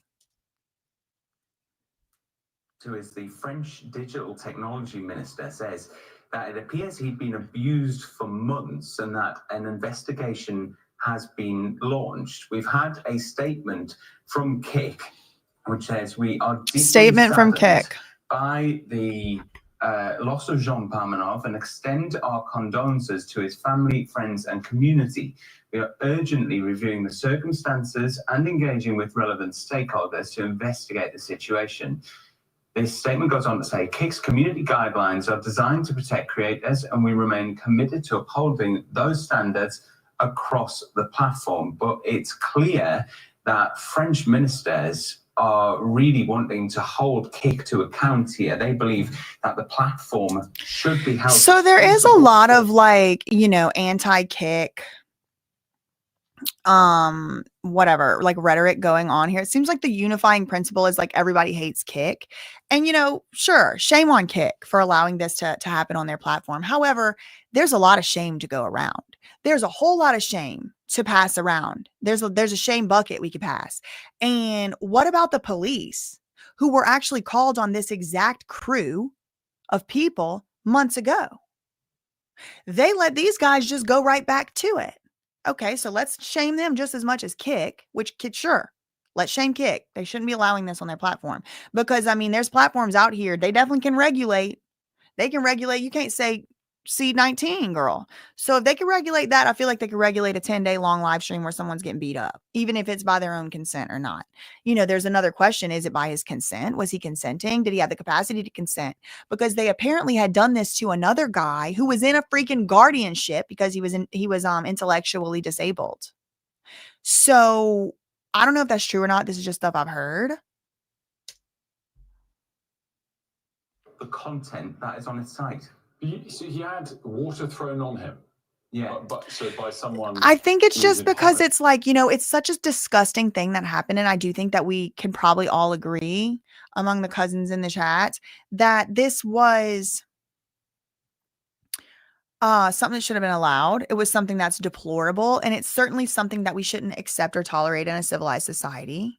So I think the common sentiment that we all have there is like something must be done. However, let's not just like throw the whole baby out with the bathwater because the something that must be done is looking like censorship. Yes, sure. You shouldn't be able to torture somebody all day on a stream. I think we can all freaking agree. All right. I think we can all agree. However, there was a lot of people who could have stopped that from happening too. That wasn't just Kik. Kik should have stopped it from happening. But why is it only just Kik? Kik, which does allow certain criticism on its platform against certain people, entities, persons, places, things that other platforms don't allow. I mean, I do think there's a place for a platform where people can go and have free speech without there being 10-day long torture sessions. Okay. Like I think there's some type of middle ground.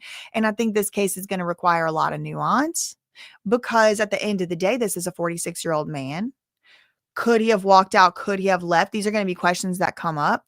These guys that are still living, the co-stars, they've come out and made a statement, or at least through their lawyer or something. Maybe there's themselves, but they've come out and made statements.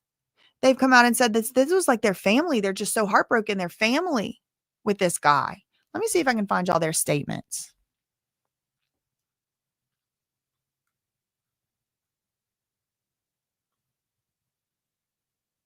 Philip DeFranco. This is genuinely insane. A streamer just died while live at the end of a 10-day broadcast that involved him being beaten, bullied, and brutally deprived of sleep. And that after he had already reportedly been subject to months and possibly years of humiliation and abuse hours and hours of which were captured on camera with nothing being done to stop it. And as far as who this guy was, you may have never heard of him, but he was actually the most popular kick channel in France, and at times one of the most watched worldwide. His name was Raphael. One of the most popular worldwide kick accounts was his? Wait a freaking second. This is like main freaking stream. This isn't the black web, the dark web, y'all. This isn't the Silk Road. This is kick.com. Mr. Beast has a deal with Kick. And this guy has the most popular Kick channel in France, the trash streamer. Something is wrong with France, and I rebuke. And if you are one of the cousins that is still stuck in that hellhole, I am so, so sorry for you. We have got to get you out of there. You need to file for asylum from that place. Something is wrong with France. Something is freaking wrong. This is the most popular Kick account in all of France. This guy that tortures himself and drinks poison substances on live. Every day I feel like more and more I'm getting into my auntie era. Like, I'm like, what the kids these days? What in the hell is this man? Is 46. He's 10 years, 11, 13. He's 12 years older than me. One of the most, look, it was number 7 in the world at times. Though he was known online as JP, and he was 46 years old. And while he started out filming himself gaming, eventually he ended up as part of a collective run by a guy by the name of Owen, along with another one by the name of Safin. Right, and these two, they reportedly got a kick out of bullying him, with this soon evolving into full-on physical and psychological abuse. They'd also threatened to throw him out on the street when he tried to leave. They apparently beat him, choked him, shot him with a paintball gun. Oh, right. The paintball gun stuff too. So Lake Monstrous said, I'm telling y'all, tinfoil hat time. Yes, tinfoil hat, conspiracy theory time, y'all. This is not facts. They're going to stop hiding behind the dark web and start exposing their true selves, Mr. Beast included. Y'all, please, I implore you to go and watch it's an hour and 41 minutes long. I made Mr. Beast the documentary, and I think there's some gambling addiction. I think I got buried alive for 7 days. How is that not trash streaming? How is it not? We destroyed all of the washing machines in the house and just to redo the house. How is that is the same type of entertainment. Is it as serious? Is it as dangerous? I mean, girl, I don't know. Burying somebody for 7 days seems pretty dangerous. Now, a lot of people say that was fake.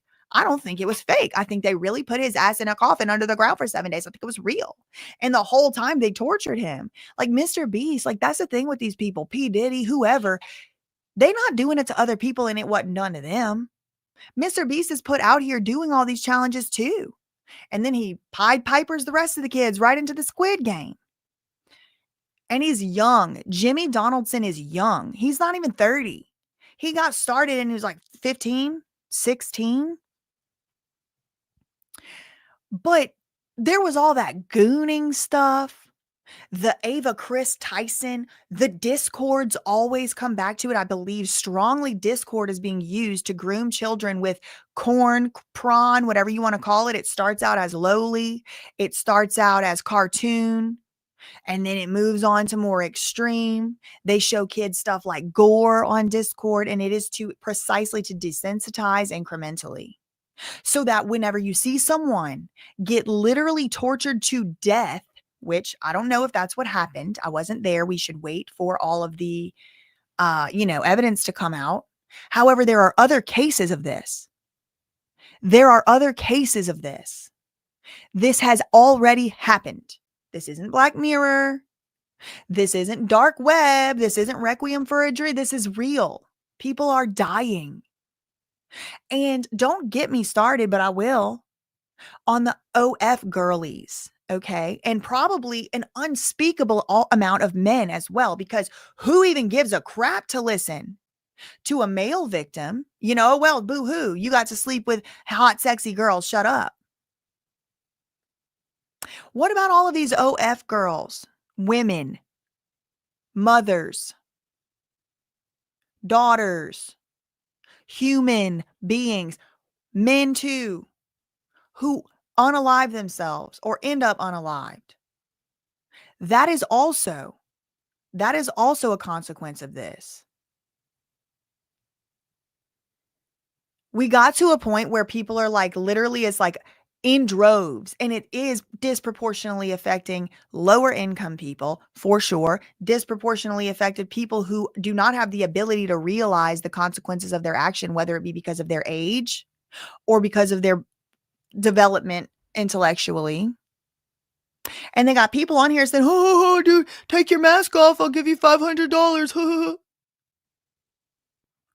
Seriously. I mean, I wouldn't doubt it. I wouldn't doubt it.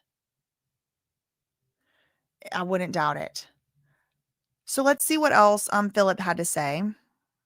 I thought this was a good little summary he did. I mean, to summarize. Tortured him in any way they could think of. In one clip that's been making the rounds, they claim to have locked him in the trunk of the car and drove over speed bumps at high speed. And in the audience watching them, you had people encouraging them to go even further and even paying for it. In fact, by the end of the 298-hour live stream that ended with JP's death, they'd collected more than 36,000 euros, according to the... It's not even that much money. 36,000 euros for a 10-day long torture fest? How many dollars is 36,000 euros? Maybe I just lost track of like inflation. Maybe that's a lot of money. Hold on. How many dollars is 36,000? Wait, 36. Oil. 41.7 thousand dollars raised. And they probably got to share some of it with Kick.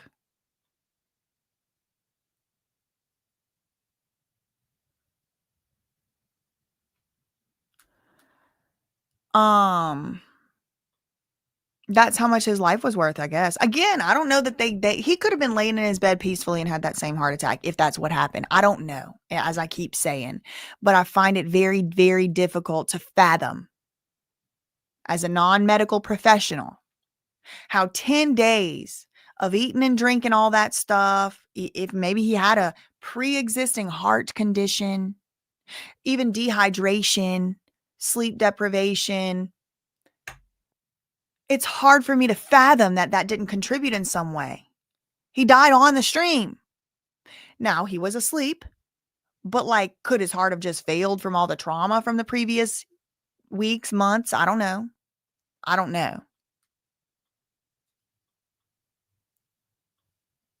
Encounter on the screen. But notably with that, JP appears to not be the only victim here, because an individual identified only as Kudu, who's reported to have a disability and be under guardianship. So they got Kudo out here.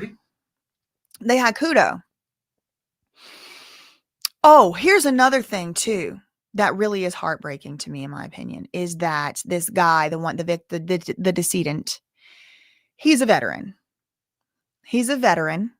And, you know, veterans get what? You know, oftentimes, I hate to say it. I hate it happens. Thank you for your service if you're a veteran in the chat from the U.S. and stuff. But could he have had some type of PTSD pre-existing? I don't know. In videos posted by this same group, though, this guy, Graven, the one who's the victim, the deceased, a wiry former soldier, and Kudo, a person with a disability and under a guardianship, were frequently mistreated, suffering blows, insults, and humiliation at the hands of the other two. One of these guys, Sinazendoti and Hamadi, in particular, regularly slapped their two partners hard on the head, grabbed their throats, strangled them, and spit on them or poured various substances on them. Okay, so there was another, I won't say victim, but, you know, person in that same position. What happened to that person? Let's see. There were already eyes on this. You had a French investigator. Hold on, let me go back. Actually exposing the abuse back in December. In fact, Owen and Safine were taken into police custody and questioned back. I want to go back. Girl. Hold on. I'm glitching. It's glitching over here.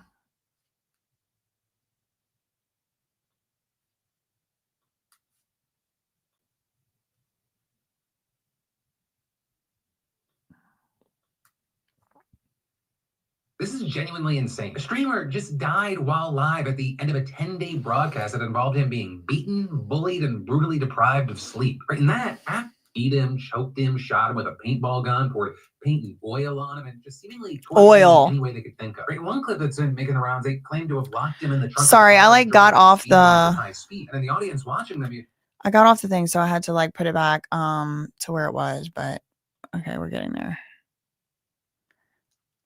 It was supposed to be a joke. The fundraising counter on the screen. So notably with that, JP appears to not be the only victim here, because an individual identified only as Kudu, who's reported to have a disability and be under guardianship, has also suffered abuse on street. It appears that there were already eyes on this. You had a French investigative media outlet actually exposing the abuse back in December. In fact, Owen and Safine were taken into police custody and questioned back in January. But then they ended up just getting released and seemingly were free to pick up right where they left off. With the French prosecutor there saying that both the individuals suspected to be implicated and those suspects to be victims denied the commission of any offenses. But again, right, so much of this, it was filmed. And so now, you know, in the wake of JP's death, you have people posting videos of everything he endured, as well as clips of JP speaking out about the abuser, even saying that he felt forced to accept it because he earned an income from them. With one showing this whole thing, reading aloud. They show the other two guys kind of like, in a way, in my opinion, kind of bullying this guy, like, we're going to kick you out on the streets. You're not going to be able to pay your bills. We need you to pay, you know, TT Marie, oh my God, I feel so sad about that and to hear that. I'm a veteran and I have PTSD. I just tried to transition to the other side 3 times. No. Yeah, I guess I'm needed here, girl. Well, I'm glad you're here. And thank you for your service. And I'm sorry that they do what they do, acting like these wars need to be fought and stuff. It's crazy. Anyway, so there's another clip. Let me bring this one. Let's see, popular K channel. So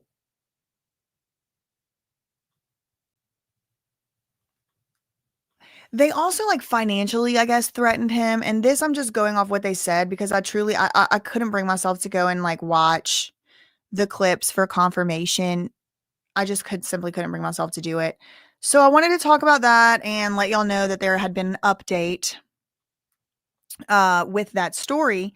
Now, meaning the update with that story being that the coroner is saying that his cause of death is still undetermined, but they were able to determine that it didn't have anything to do with, you know, external intervention. Like he wasn't like bludgeoned to death or something. Okay, so let's move to the next story. Now we need to talk about the bribery scandals that are plaguing the Adams administration. I mean, he himself gave Diddy, Sean P. Diddy Puff Daddy Combs, the keys to the city. And, you know, then all hell broke loose a year or two later after that. So let's go here because I think this article has both of them. Hold on. Okay. So this is the Guardian.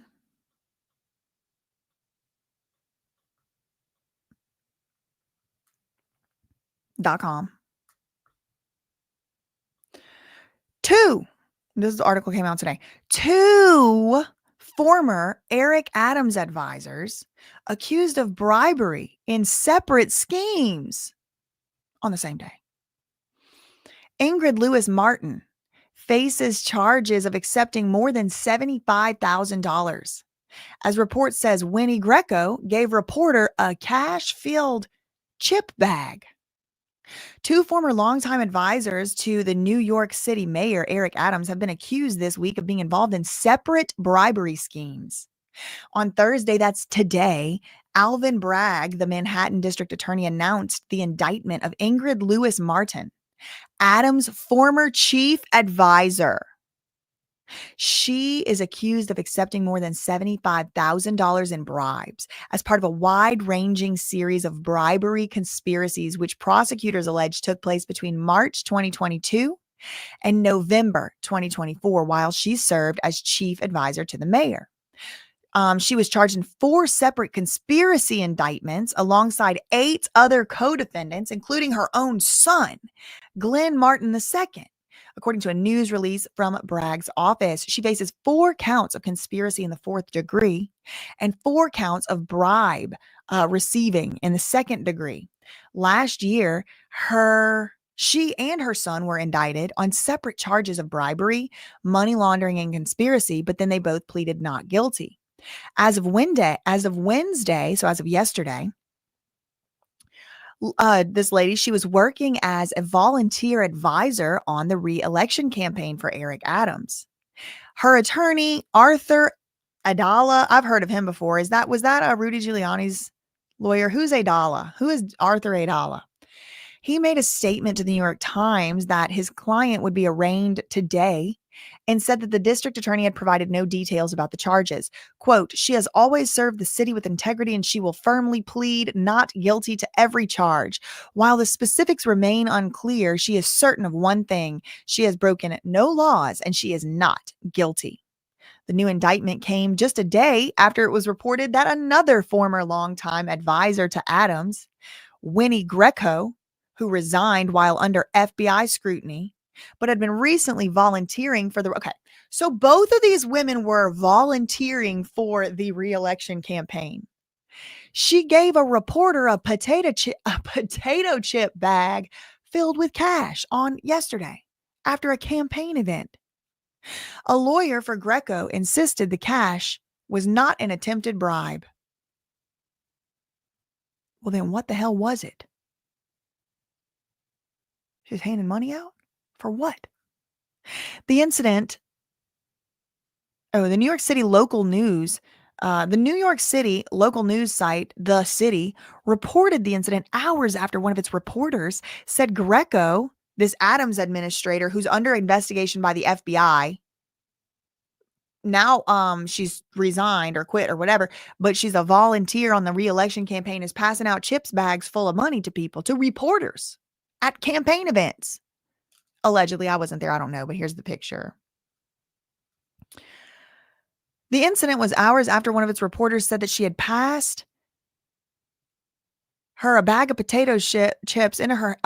She pressed a bag of potato chips into her hands containing a red envelope with $100 bill and several $20 bills.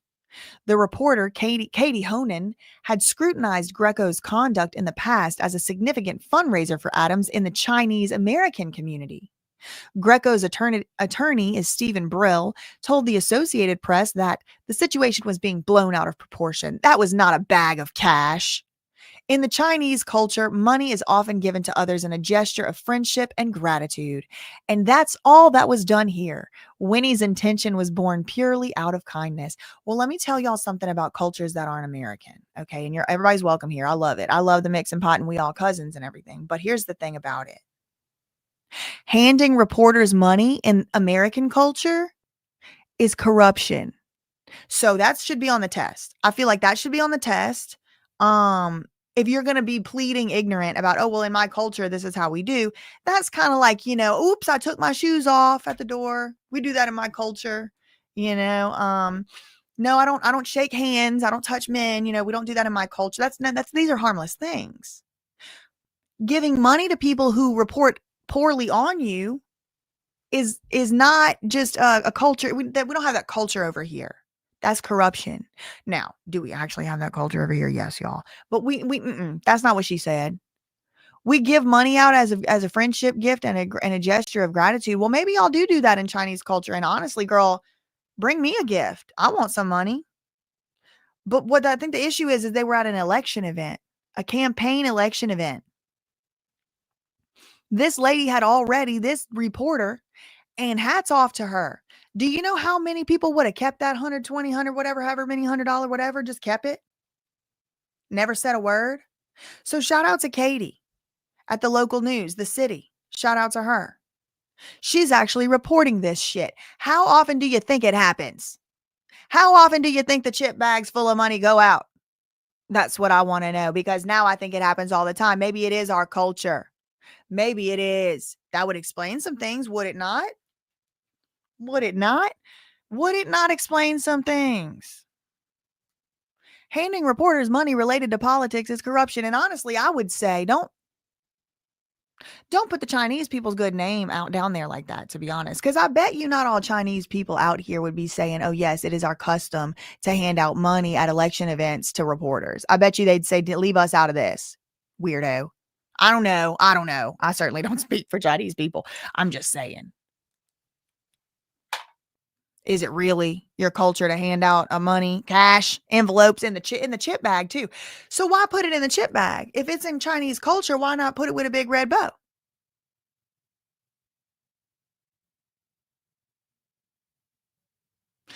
The thing about it is, y'all, like, I'm starting to get to the point where it's like, not everything can just be okay because it's somebody's culture. Because last time I checked, some people's culture is to abuse children in an sexual way. So what? It's like, oh, okay, that's cool. That's their culture. I'm absolutely not talking about any like race of people or even a nationality of people. Okay. What I am talking about is whenever people are doing stuff and it's like, I see what I'm looking at when I see it. And then it's all, oh, well, that's my culture. And you're being a bigot if you don't accept it. You're blowing it out of proportion because it's normal. First of all, no, it ain't. Shut up. Shut up. It's normal to have Chinese people walking around at campaign events, handing out Chinese bank cash inside a chip bag. If that's normal, we have some problems going on. Okay, if that's normal, we have problems. It's not normal. However, maybe it's normal. Maybe I didn't know about it. But we don't just have to accept that. We don't have to just accept that. We can say we don't accept that. And there can be legal courses of action taken. Now, this woman apparently is already under investigation by the FBI. Does that mean necessarily she's guilty of anything? No. But why she didn't give it out with a shiny, nice, beautiful envelope? Amanda's Awake said sociopaths and narcissists can come up with any excuse for their behavior. That's what I'm starting to learn this year.